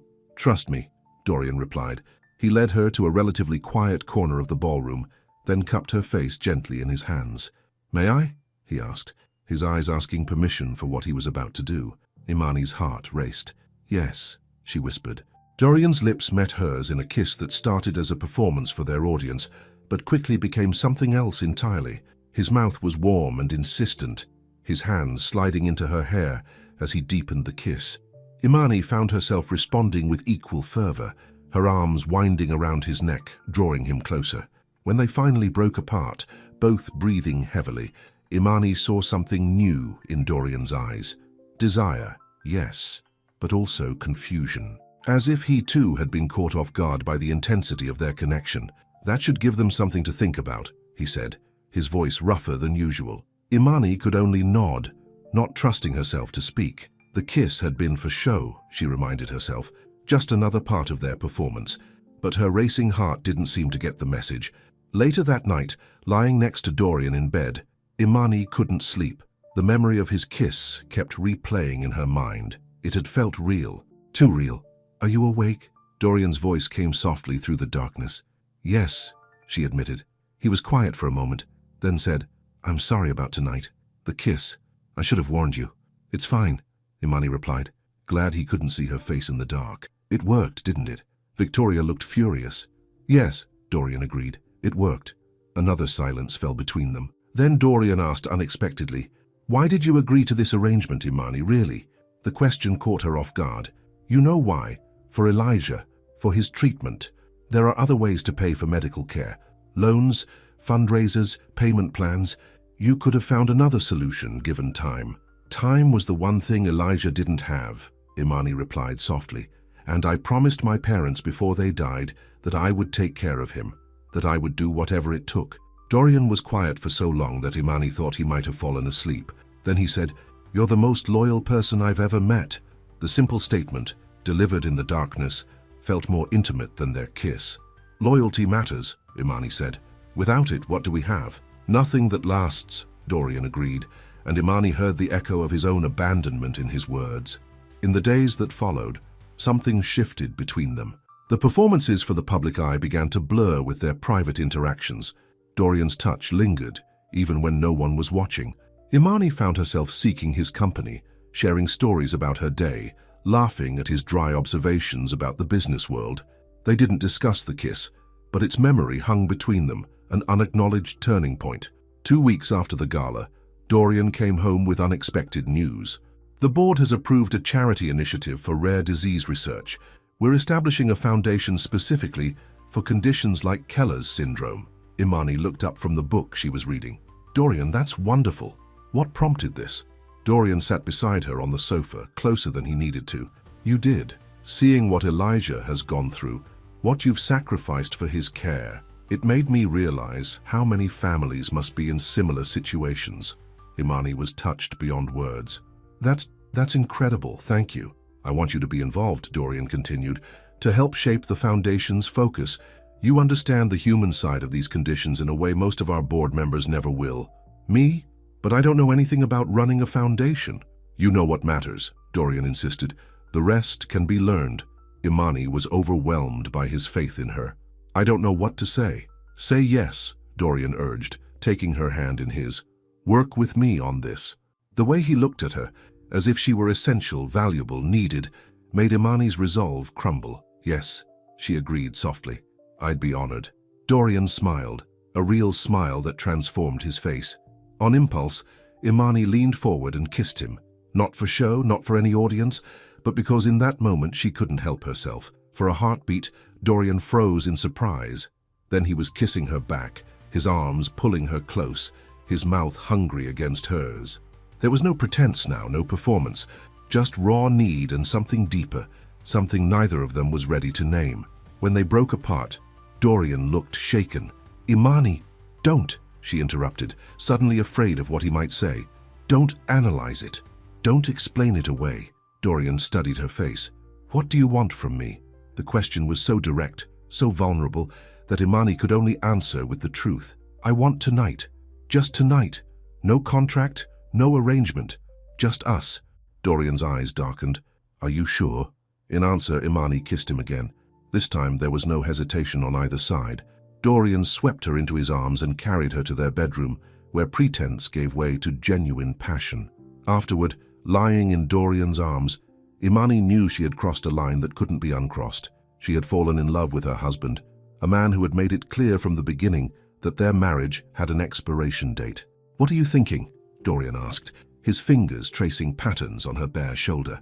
"That this complicates things," Imani admitted. Dorian was quiet for a moment. "Yes," he agreed finally. "It does." "Do you regret it?" she asked, holding her breath for his answer. "No," Dorian said firmly. "Do you?" "No," Imani whispered. "But I'm scared." Dorian tightened his arms around her. "Of what?" "Of loving you," she thought. "Of reaching the end of our year and losing you." But she couldn't say those things aloud. "Of getting hurt," she said instead. Dorian tilted her face up to his. "I would never intentionally hurt you, Imani." It wasn't a promise that she wouldn't get hurt. They both knew better than that. But it was honest, and for now that would have to be enough. The next morning, Imani woke to find Dorian already dressed for work, sitting on the edge of the bed watching her. "Good morning," she said, suddenly shy. "Good morning," he replied, his expression unreadable. "I have an early meeting, but I wanted to talk to you before I left." Imani's heart sank. Here it comes, she thought. The regret, the rationalization, the retreat. "About last night," Dorian began, then paused as if searching for the right words. "I want you to know that it wasn't just physical for me." Imani sat up, clutching the sheet to her chest, surprised by his admission. "It wasn't." "No." Dorian reached out to touch her cheek. "I don't know exactly what's happening between us, Imani. This wasn't part of our arrangement, but I don't want to go back to the way things were." Relief flooded through her.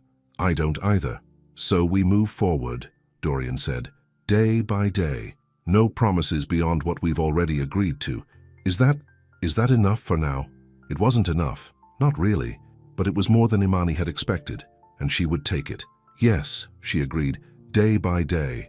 Dorian leaned forward and kissed her soft and sweet. "I'll see you tonight." After he left, Imani hugged his pillow to her chest, inhaling his scent. She was in dangerous territory now, loving a man who couldn't or wouldn't promise her a future beyond their contract. But for the moment she was happy, happier than she had been in years. Over the next few weeks, their relationship continued to evolve. They still attended public events as the perfect couple, but now their private moments were just as affectionate. Dorian began bringing her small gifts, a book he thought she would enjoy, a scarf in her favorite color, wildflowers he had spotted on his way home. Imani found herself learning his habits, anticipating his needs.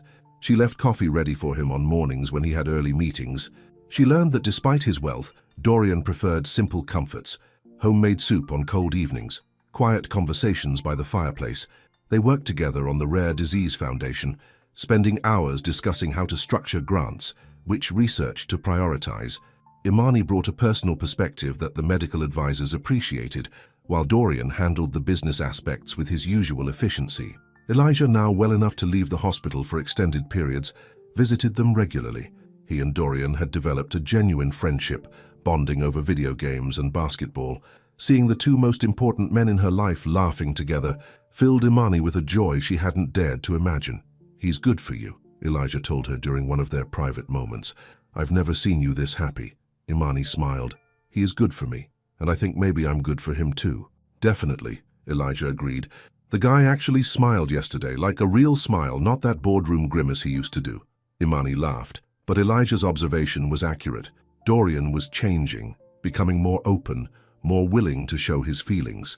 The cold businessman she had first met was still there, especially at work, but at home, with her, he was different, warmer, more human. One evening, as they prepared for bed, Dorian received a phone call that changed everything. "It's Martin," he said, checking the caller ID with a frown. "At this hour?" Imani watched as Dorian's expression darkened while he listened to whatever Martin was saying. "When?" Dorian demanded. "How many people know?" He listened again, then said, "I'll be there first thing in the morning. Don't do anything until I arrive." He ended the call, his face grim. "What's wrong?" Imani asked, fear clutching at her heart. "Victoria went through with it," Dorian said flatly. "She gave the Financial Times documents suggesting our marriage was arranged to secure my inheritance. The story runs tomorrow." Imani felt the blood drain from her face. "What kind of documents?" "Emails, apparently, between Victoria and me from before our breakup, discussing the inheritance clause, and some financial records showing the payments to Elijah's medical fund. But those don't prove anything." Imani protested. The foundation sponsors lots of patients. Not directly after I marry their sister, Dorian pointed out. The timing looks suspicious, and there's more. Victoria claims she has a witness, someone who overheard us discussing our arrangement. Imani racked her brain. Who could have overheard us? We were always careful. I don't know, it could be a bluff, but Martin says the paper is confident enough in their sources to run the story. What do we do? Imani asked, her mind racing. If their arrangement was exposed, what would happen to Elijah's treatment? To Dorian's inheritance, to everything they had built? Dorian ran a hand through his hair, a rare gesture of frustration. I'm going to meet with our legal team first thing tomorrow. We'll issue a strong denial, threaten a lawsuit for defamation, standard crisis management. And if that doesn't work, if people believe it, Dorian sat heavily on the edge of the bed. Then I lose the inheritance, possibly control of the company. And I lose everything, Imani finished quietly. The house, Elijah's treatment. Dorian looked up sharply. No, that's not going to happen. I promise you, Imani, whatever happens with the inheritance, with the company, I will make sure you and Elijah are taken care of. But our contract, forget the contract, Dorian interrupted, taking her hands in his. This isn't about the contract anymore. This is about us, about what we've become to each other. Imani's heart skipped a beat. And what is that, Dorian? He looked at her, vulnerability clear in his eyes. I don't know how to say this. I've never been good with feelings, with relationships, but these past months with you've changed me, Imani. You've made me see that there's more to life than business deals and board meetings. Dorian, let me finish, he insisted. When I proposed this arrangement, I thought it was just a practical solution to a problem. I never expected to care about you, to need you, to want a future with you beyond our one-year deal. Imani could hardly breathe. What are you saying? I'm saying that I love you, Dorian admitted, the words clearly difficult for him.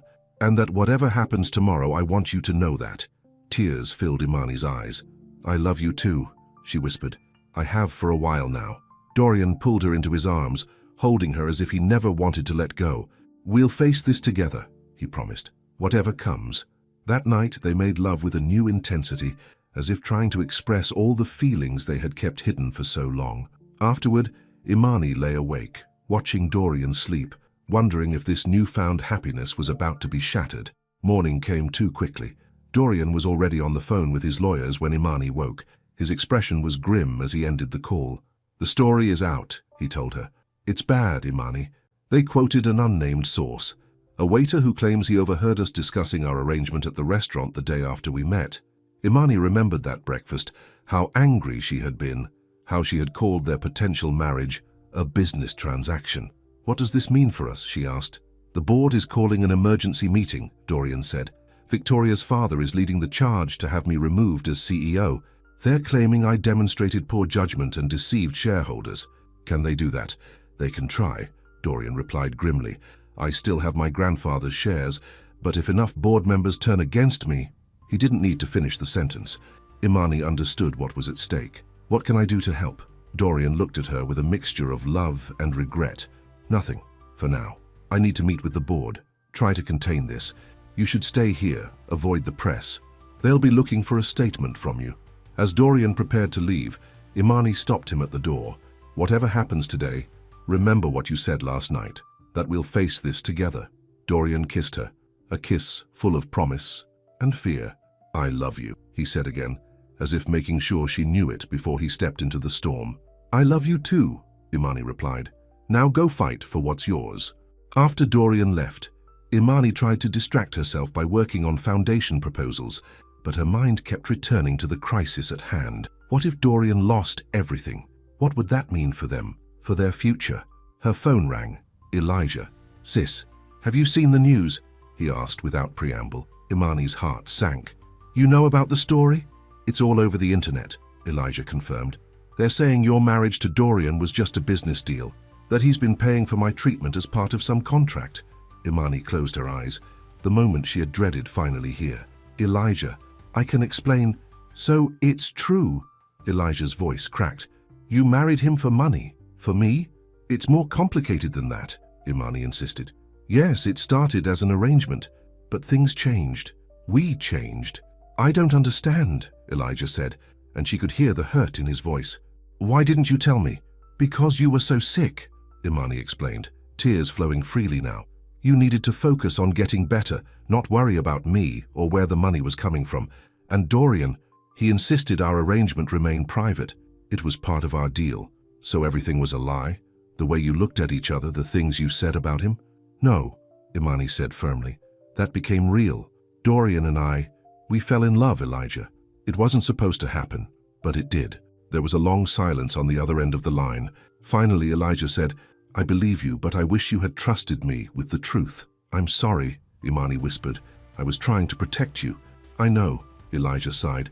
You've always protected me, but I'm not a child anymore, Imani. I could have handled it. You're right, Imani acknowledged. I should have told you. After she hung up with Elijah, Imani felt drained but also relieved. At least now there were no more secrets between them. Hours passed with no word from Dorian. Imani paced the penthouse, checking her phone constantly, jumping every time it buzzed with a notification. The news coverage of the scandal grew throughout the day, with financial analysts speculating on what it might mean for Crane Industries. Finally, as evening fell, Imani heard the elevator doors open. Dorian walked in, looking exhausted but oddly calm. What happened?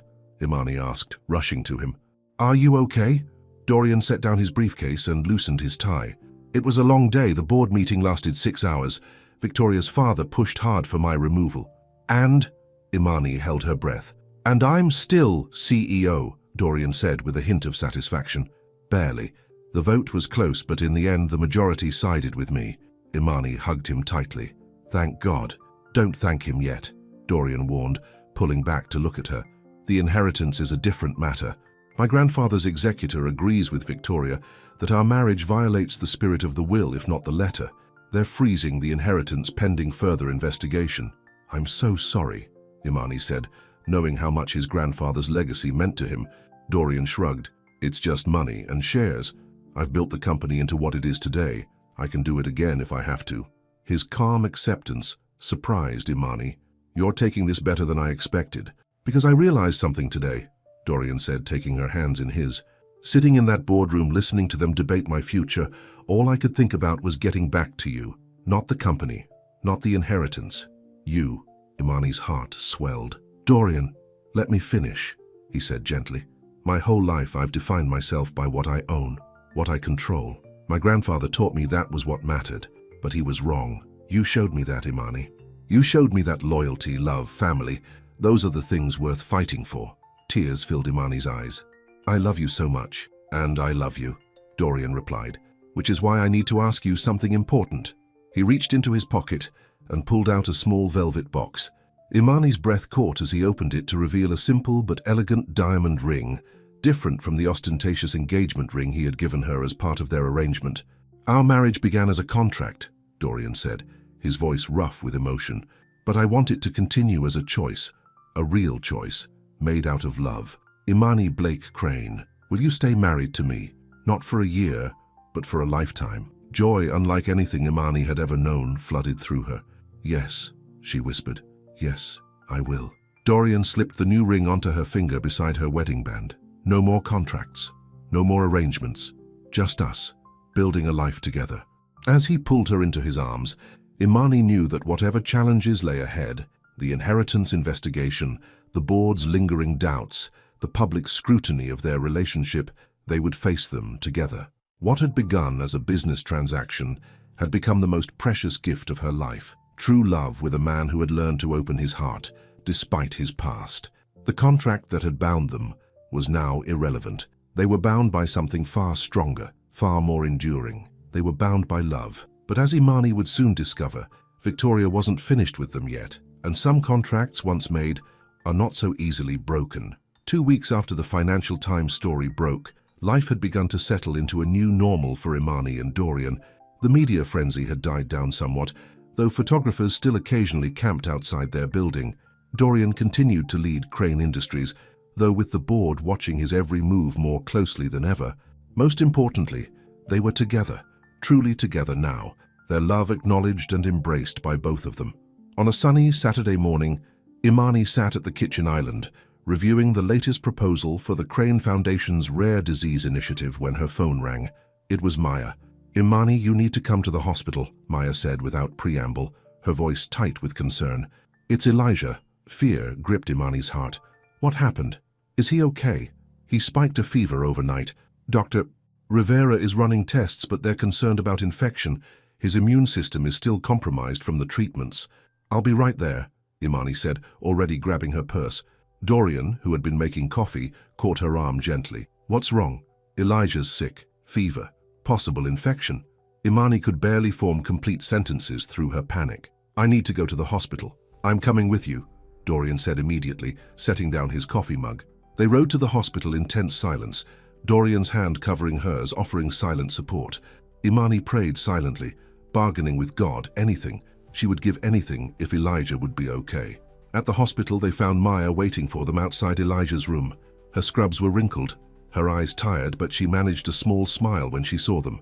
"He's stable," she said immediately, knowing Imani's first concern. "The fever's still high, but the antibiotics are starting to work." "What happened?" Imani asked. "He was fine the last time I visited." "These infections can come on suddenly," Maya explained.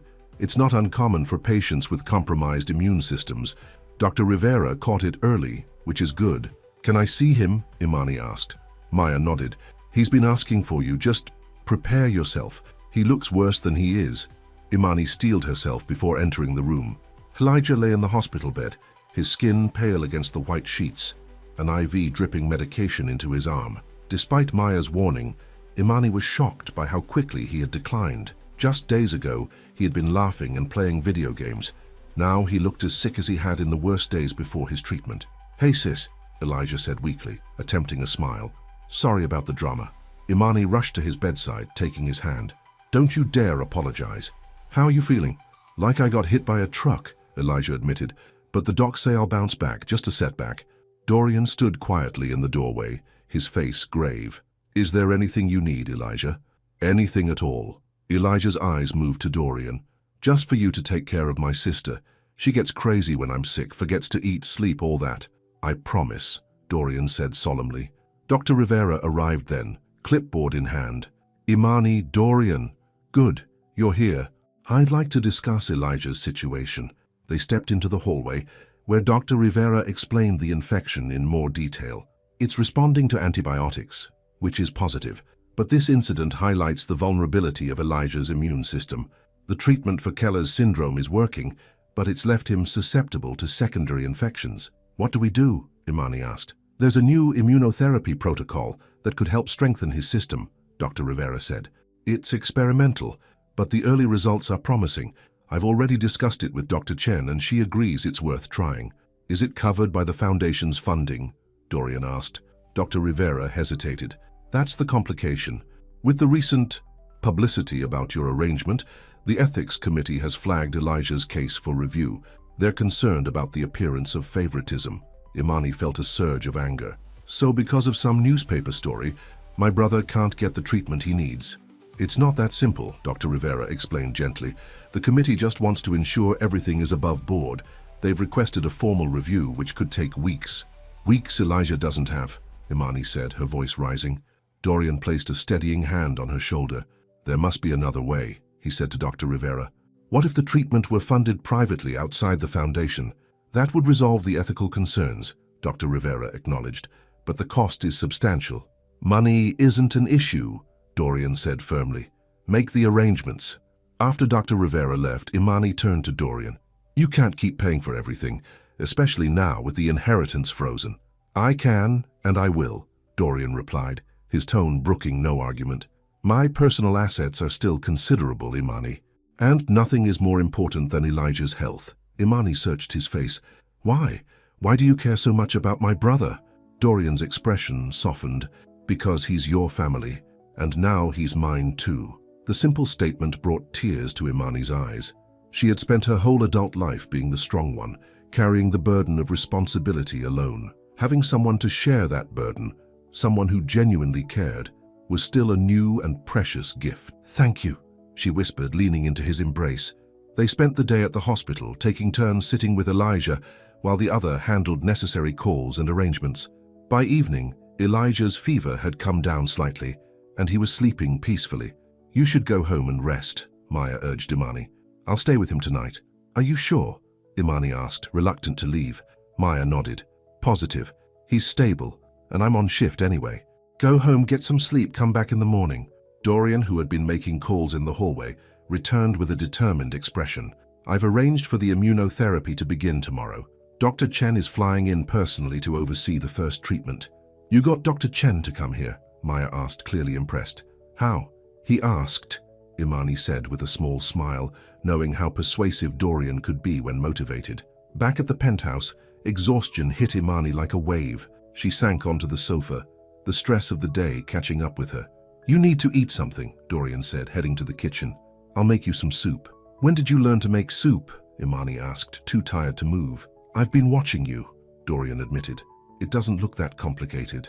Despite her worry about Elijah, Imani smiled at the image of Dorian Crane, CEO and business tycoon, learning to make soup by observing her. How far they had come from their cold, contractual beginning. While Dorian worked in the kitchen, Imani checked her phone and found several missed calls from an unknown number. As she was about to ignore them, the phone rang again, the same number. Hello? She answered cautiously. Imani Blake, this is Richard Winters. Imani sat up straight, instantly alert. Victoria's father, the board member who had tried to have Dorian removed as CEO. What do you want? She asked coldly. To meet, Richard replied. I have information you need to hear about Victoria's plans. Why would you tell me anything about your daughter's plans? Richard sighed heavily. Because she's gone too far this time. What she's planning, it could destroy more than just Dorian's career. Imani's instinct was to refuse, to hang up. But if Victoria was plotting something that could hurt Dorian, she needed to know. When and where? Tomorrow morning. The cafe on West Street, across from the park. 9 o'clock. I'll be there, Imani agreed, but I'm coming alone. After hanging up, she debated whether to tell Dorian about the call. He had enough to worry about with Elijah's condition and the company. Besides, she didn't fully trust Richard Winters. This could be a trap, another move in the corporate chess game she had unwittingly become part of. She decided to meet Richard first, assess the information, then tell Dorian if it seemed credible. That night, as they lay in bed, Dorian pulled her close. Elijah's going to be okay, he said softly. He's strong, like his sister. Imani nodded against his chest, drawing comfort from his certainty. I can't lose him, Dorian. He's all the family I have left. That's not true anymore, Dorian reminded her gently. You have me now too. The next morning, Imani told Dorian she needed to run an errand before going to the hospital. He offered to come with her, but she insisted she would be quick. I'll meet you at the hospital, she promised, kissing him goodbye. The cafe on West Street was busy with the morning rush when Imani arrived. She spotted Richard Winters immediately, sitting alone at a corner table, stirring his coffee absently. He looked older than she remembered, the lines on his face deeper, his expression troubled. Thank you for coming, he said, as she sat down across from him. I'm here, Imani replied coolly. What information do you have? Richard glanced around, then lowered his voice. Victoria has lost perspective. After the board voted to keep Dorian as CEO, she became obsessed with bringing him down. She's taken this personal vendetta too far. What is she planning? Imani asked directly. Richard reached into his jacket and pulled out a folded document. She's fabricated evidence suggesting Dorian has been embezzling from the company to fund your brother's treatments. She plans to present it at the next board meeting, along with witness testimony from a nurse at the hospital who will claim Dorian offered bribes to move Elijah up the treatment list. Imani felt cold all over.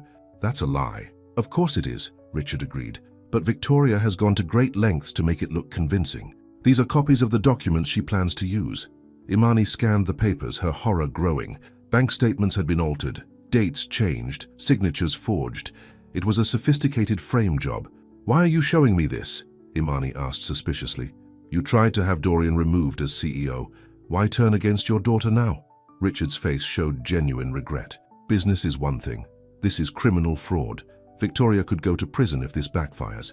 And it will backfire. Dorian is too smart not to discover the forgeries eventually, but by then the damage to his reputation, to the company, and to your investments, Imani added shrewdly. Richard had the grace to look embarrassed.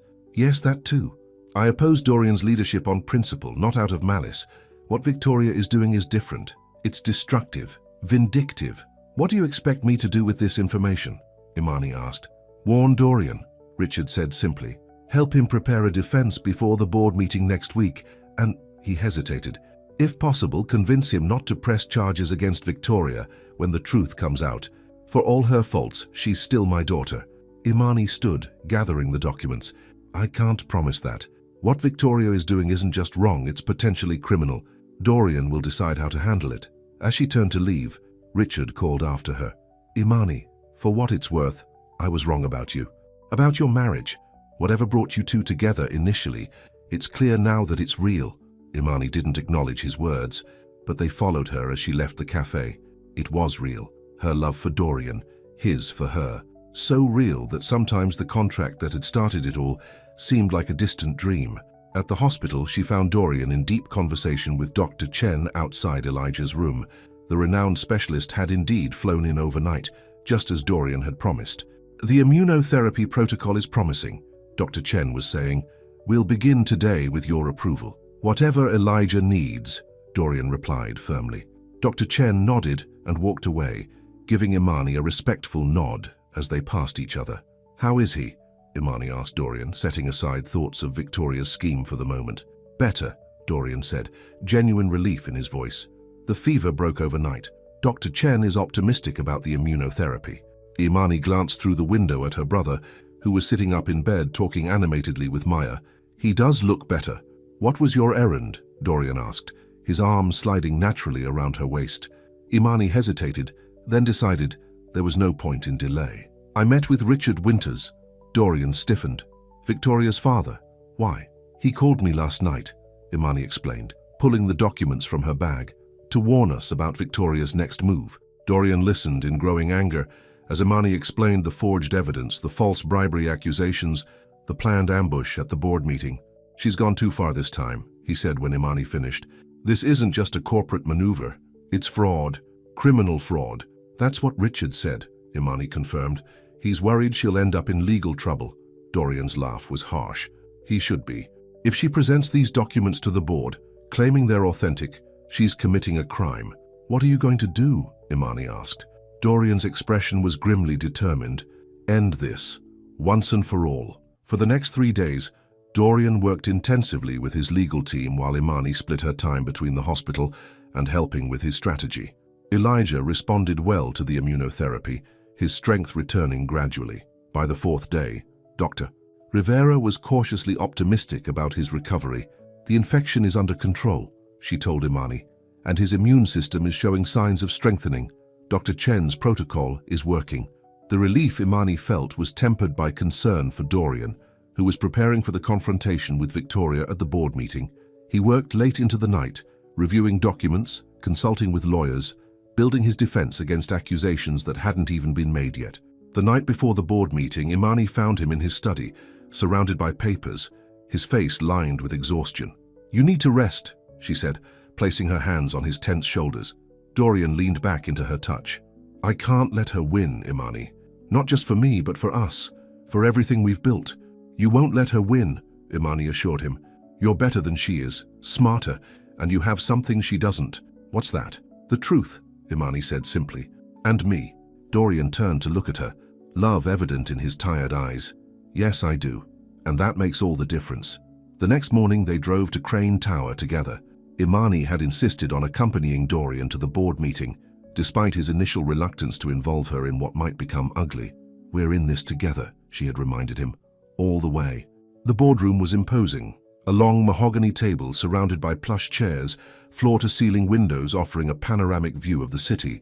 The board members were already seated when Dorian and Imani entered, their expressions ranging from curious to hostile. Victoria sat beside her father, a triumphant smile playing at the corners of her mouth. A thick folder lay on the table in front of her. The forged evidence, Imani presumed. "Dorian," greeted Harold Wilson, the board chairman. "I understand you've brought your wife to our meeting. This is highly irregular." "My wife is here because what we're discussing today affects her directly," Dorian replied smoothly. "As you'll soon understand." Victoria's smile faltered slightly. She clearly hadn't expected Imani to be present. "Now that we're all here," Harold continued, "Victoria has requested time to present some concerning information. Victoria, the floor is yours." Victoria stood, projecting confidence. "Thank you, Chairman Wilson. Members of the board, what I'm about to show you is disturbing but necessary for the future of Crane Industries." She began distributing copies of her folder to each board member. These documents prove that Dorian Crane has been embezzling company funds to pay for the medical treatment of his brother-in-law, Elijah Blake. This goes beyond the ethical concerns raised by his arranged marriage. This is criminal misappropriation of company assets. A murmur ran around the table as the board members opened their folders. Victoria continued, her voice rising with manufactured outrage. As you can see from the bank records, transfers were made from company accounts directly to Mercy General Hospital, coinciding exactly with the treatments Elijah Blake received. Furthermore, I have a sworn statement from a nurse at the hospital confirming that Dorian offered bribes to ensure preferential treatment for his brother-in-law. Imani felt her anger rising at the blatant lies. She glanced at Dorian, who remained remarkably calm, waiting for Victoria to finish her performance. I take no pleasure in exposing these actions, Victoria concluded, her expression belying her words. But as a shareholder and former fiancé of Dorian Crane, I cannot in good conscience allow this deception to continue. Harold Wilson turned to Dorian. These are serious allegations, Dorian. How do you respond? Dorian stood slowly, his demeanor composed. First, I'd like to thank Victoria for her presentation. It must have taken considerable effort to fabricate all those documents. Victoria's smile vanished. I beg your pardon. The documents are forgeries, Dorian stated flatly. Poorly executed ones at that. If you'll direct your attention to page 3, you'll notice the bank transfer dates don't match the hospital's actual billing cycles. And the signature on page 7. That's not mine, not even close. Victoria's face paled. You're lying. These documents are authentic. Are they? Dorian asked mildly. He opened his own folder and began distributing documents to the board. These are the real financial records from both Crane Industries and my personal accounts. As you can see, no company funds were ever used for Elijah Blake's treatment. All medical expenses were paid from my private accounts. The board members began comparing the two sets of documents, their expressions growing increasingly troubled. Furthermore, Dorian continued, the nurse who supposedly provided a statement about bribes doesn't exist. There is no Nurse Jenkins at Mercy General, as Dr. Rivera, the chief of medicine, will confirm in her affidavit, which is included in your packets. Victoria stood up abruptly. This is ridiculous. You've obviously created your own forgeries to cover your tracks. That would be quite a feat, Dorian replied, considering the authentic bank records are verified by 3 independent financial institutions, all of whom have provided notarized statements confirming their accuracy. He turned to address the entire board. Members of the board, what you're witnessing is not financial misconduct on my part, but a deliberate attempt by Victoria Winters to damage my reputation and position through criminal fraud. This is absurd, Victoria sputtered, but her confidence was clearly shaken. Why would I do such a thing? Revenge, Imani said quietly, speaking for the first time. All eyes turned to her. Revenge because Dorian moved on, because he found happiness without you, because despite your best efforts to destroy him professionally and personally, he's still standing. Victoria's eyes narrowed. You don't know anything about me. I know enough, Imani replied calmly. I know you betrayed a good man for your own gain. I know you've been obsessed with bringing him down ever since he refused to crumble after your betrayal, and I know that your father was so concerned about your illegal actions that he warned us days ago. Victoria's head whipped toward Richard. Dad, is that true?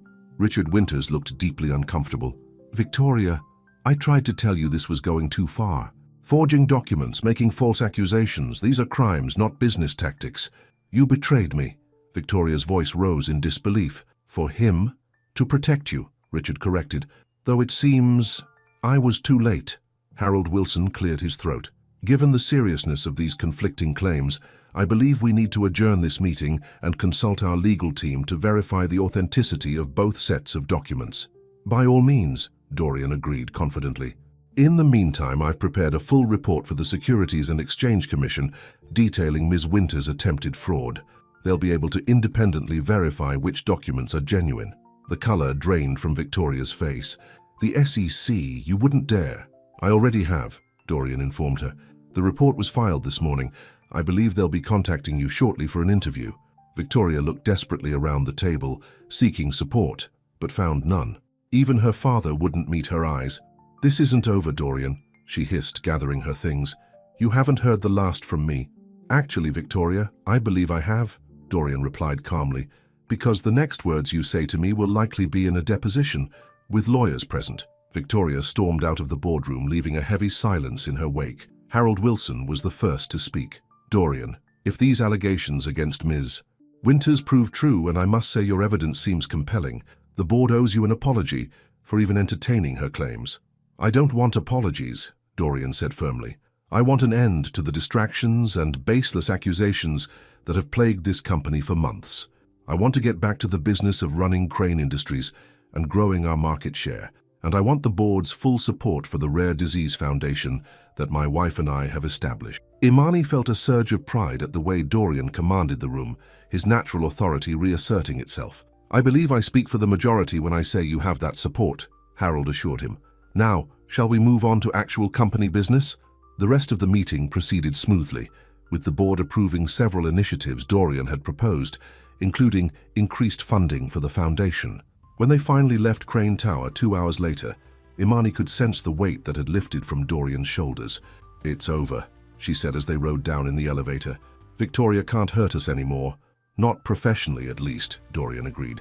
The SEC investigation will keep her occupied for the foreseeable future. Do you think she'll face criminal charges? Dorian considered this. Possibly. Forgery, attempted fraud, making false statements. Those are serious offenses. But it will depend on how the investigation proceeds. Her father seemed genuinely concerned about her, Imani observed. Richard Winters is many things, but he's always been a devoted father, Dorian acknowledged. That's one area where I can't fault him. As they walked through the lobby, Dorian's phone rang. It was Maya. Elijah's asking for both of you, she said when Dorian answered. He's having a really good day. Dr. Chen says the latest test results are encouraging. We're on our way, Dorian promised. At the hospital, they found Elijah sitting up in bed, his color better than it had been in days, his eyes brighter. There's my favorite power couple, he greeted them with a grin. How was the big showdown? You told him? Dorian asked Imani, surprised. Of course I did, Imani replied. No more secrets, remember? Dorian nodded, then turned to Elijah. Victoria won't be bothering us anymore. And more importantly, Dr. Chen says your latest tests look good. That's what she told me, Elijah confirmed. Said the immunotherapy is working better than expected.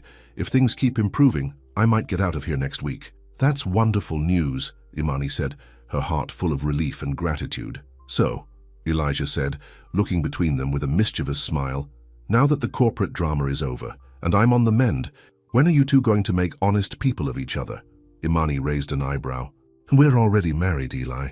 Yeah, but that was the business deal marriage, Elijah pointed out. I mean a real wedding, with family and friends and all that stuff. Dorian and Imani exchanged a look. They hadn't discussed this, but the idea held immediate appeal. Actually, Dorian said slowly, that's not a bad idea. What do you think, Imani? Would you marry me again? This time purely for love? Imani's heart swelled. I would marry you 1,000 times, Dorian Crane. Gross, Elijah commented, but he was smiling, but also kind of perfect. 3 months later, on a perfect autumn day, Imani stood in the bridal suite of the Crane family estate, a historic property outside the city that had been closed for years until Dorian renovated it for their ceremony.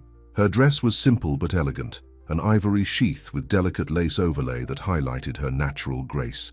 Maya, serving as her maid of honor, adjusted the small tiara holding Imani's veil in place.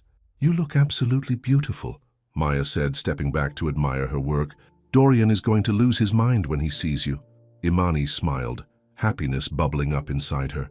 I still can't believe this is happening. Sometimes it feels like a dream. The best kind of dream, Maya agreed. The kind that comes true. A knock at the door announced Elijah, handsome in his tuxedo, fully recovered from his illness, and stronger than he had been in years. The immunotherapy had worked beyond anyone's expectations, putting his Keller's syndrome into complete remission. Wow, he said when he saw his sister. Mom and Dad would be so proud of you right now, sis. Tears pricked at Imani's eyes. I wish they were here. They are, Elijah said softly, touching her heart. Right here, and they'd be thrilled to see you so happy. To see us both so happy. He offered his arm. Ready to get married? Again? Imani took a deep breath and nodded. More than ready. The garden ceremony was intimate but perfect. Only close friends and a few business associates who had become genuine friends over the months. Dr. Rivera and Dr. Chen sat in the front row, beaming with pride at Elijah's recovery and the young couple's happiness. But Imani saw none of the guests as she walked down the aisle on her brother's arm. Her eyes were fixed on Dorian, waiting for her beneath an arch of autumn flowers, his expression one of pure love and wonder. This was so different from their first wedding, the sterile civil ceremony with its practical purpose. Today was about love, commitment, choosing each other freely and fully. When Elijah placed her hand in Dorian's, Imani felt the rightness of it deep in her soul. This was where she belonged, with this man who had started as her business partner and become her heart's home. "You are breathtaking," Dorian whispered as they turned to face the minister. The ceremony was simple but meaningful. They had written their own vows, words from the heart rather than the carefully negotiated terms of their original contract. "Imani," Dorian began, his voice steady but full of emotion. "When we first met, I thought I knew exactly what I wanted, a practical arrangement to secure my inheritance.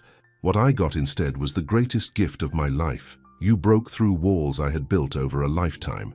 You taught me that true strength lies not in control, but in vulnerability, in letting someone see all of you, the good and the bad, and trusting them to stay anyway." He squeezed her hands gently. "I promise to love you completely and without reservation, to be your partner in all things, to cherish every day we have together, and to never again mistake a contract for what we really have, a covenant of the heart that no legal document could ever capture." Tears slipped down Imani's cheeks as she spoke her own vows. "Dorian, our beginning was unconventional, to say the least. I married you out of desperation and necessity, but somewhere along the way, necessity became choice, and that choice became the easiest, most natural one I've ever made." She smiled through her tears. "I promise to stand by you through whatever life brings us, to be your safe harbor and your greatest adventure, to remind you whenever you forget that you are worthy of love, not for what you can provide or protect, but simply for who you are. The man behind the business suits and boardroom decisions, the man I fall in love with more deeply every day." As they exchanged rings, simple platinum bands inscribed with the words "bound by love," Imani felt the final pieces of her heart lock into place. This was real. This was forever. "By the power vested in me," the minister concluded, "I now pronounce you husband and wife." Again, the guests laughed at the addition. "You may kiss your bride." Dorian didn't hesitate. He pulled Imani into his arms and kissed her with a passion that left no doubt about his feelings.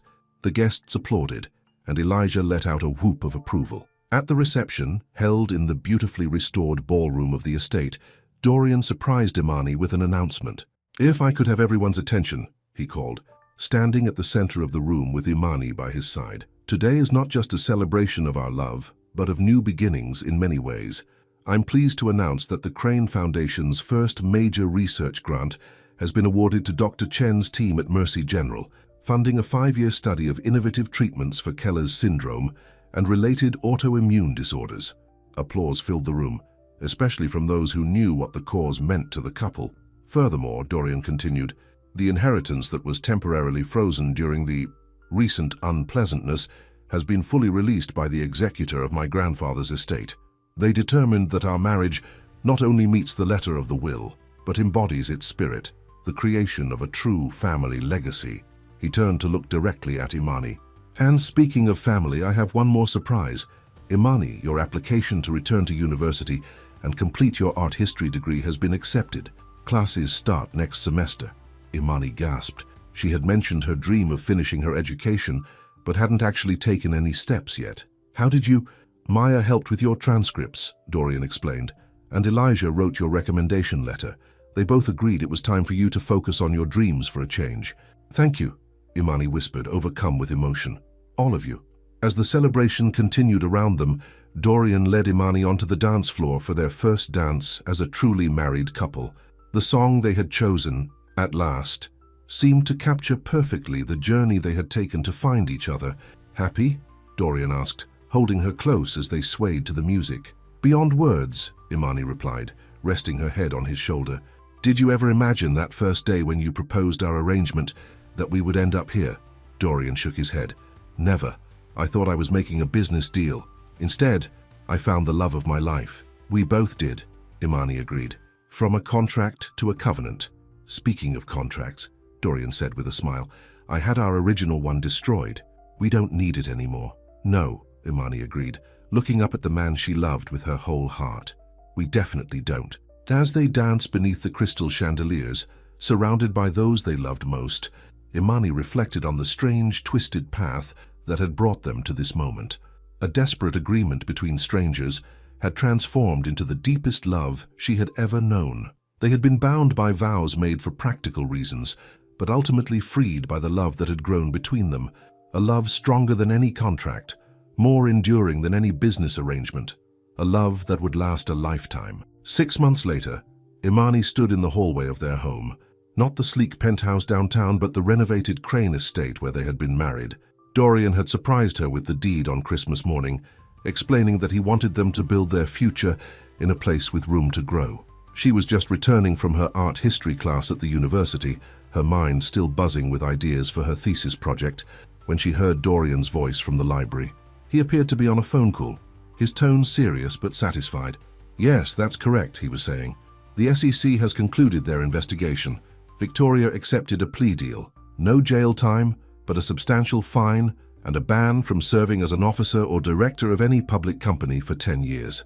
Imani leaned against the doorframe, watching her husband as he wrapped up the call. He looked up and smiled when he saw her, immediately ending the conversation to come greet her. "How was class?" he asked, kissing her lightly. "Fascinating," Imani replied. "Professor Larson loved my proposal for studying the influence of African art on modern American painters." "Of course she did," Dorian said proudly. "You're brilliant." "I heard the end of your call," Imani said. "So it's really over with Victoria?" Dorian nodded. "Finally. Richard pulled some strings to keep her out of prison, but her reputation in the business world is finished. Do you feel vindicated?" Imani asked curiously. Dorian considered this. Not vindicated exactly, more free. Free to move forward without looking over my shoulder. Free to focus on what really matters. "And what really matters, Mr. Crane?" Imani asked with a teasing smile. Dorian pulled her close. "You, us, our future." He paused, then added more hesitantly, "and perhaps expanding our family." Imani's heart skipped a beat. They had discussed children in abstract terms, but this was the first time Dorian had brought it up so directly. "Are you saying you want to have a baby?" she asked, hardly daring to hope. "I'm saying I want everything with you, Imani," Dorian replied, his eyes soft with love. "A family, a home, a life built together. If you're ready." Imani's smile was radiant. "I'm ready, more than ready." As Dorian swept her into his arms, Imani marveled once again at life's unexpected turns. The contract that had brought them together was long gone, but what remained, what had grown in its place, was stronger, deeper, and infinitely more precious than anything they could have imagined. They had been bound by vows made for practical reasons, but they had been freed by love, a love that would sustain them through whatever lay ahead, a love that was, and always would be, the best deal either of them had ever made. The end.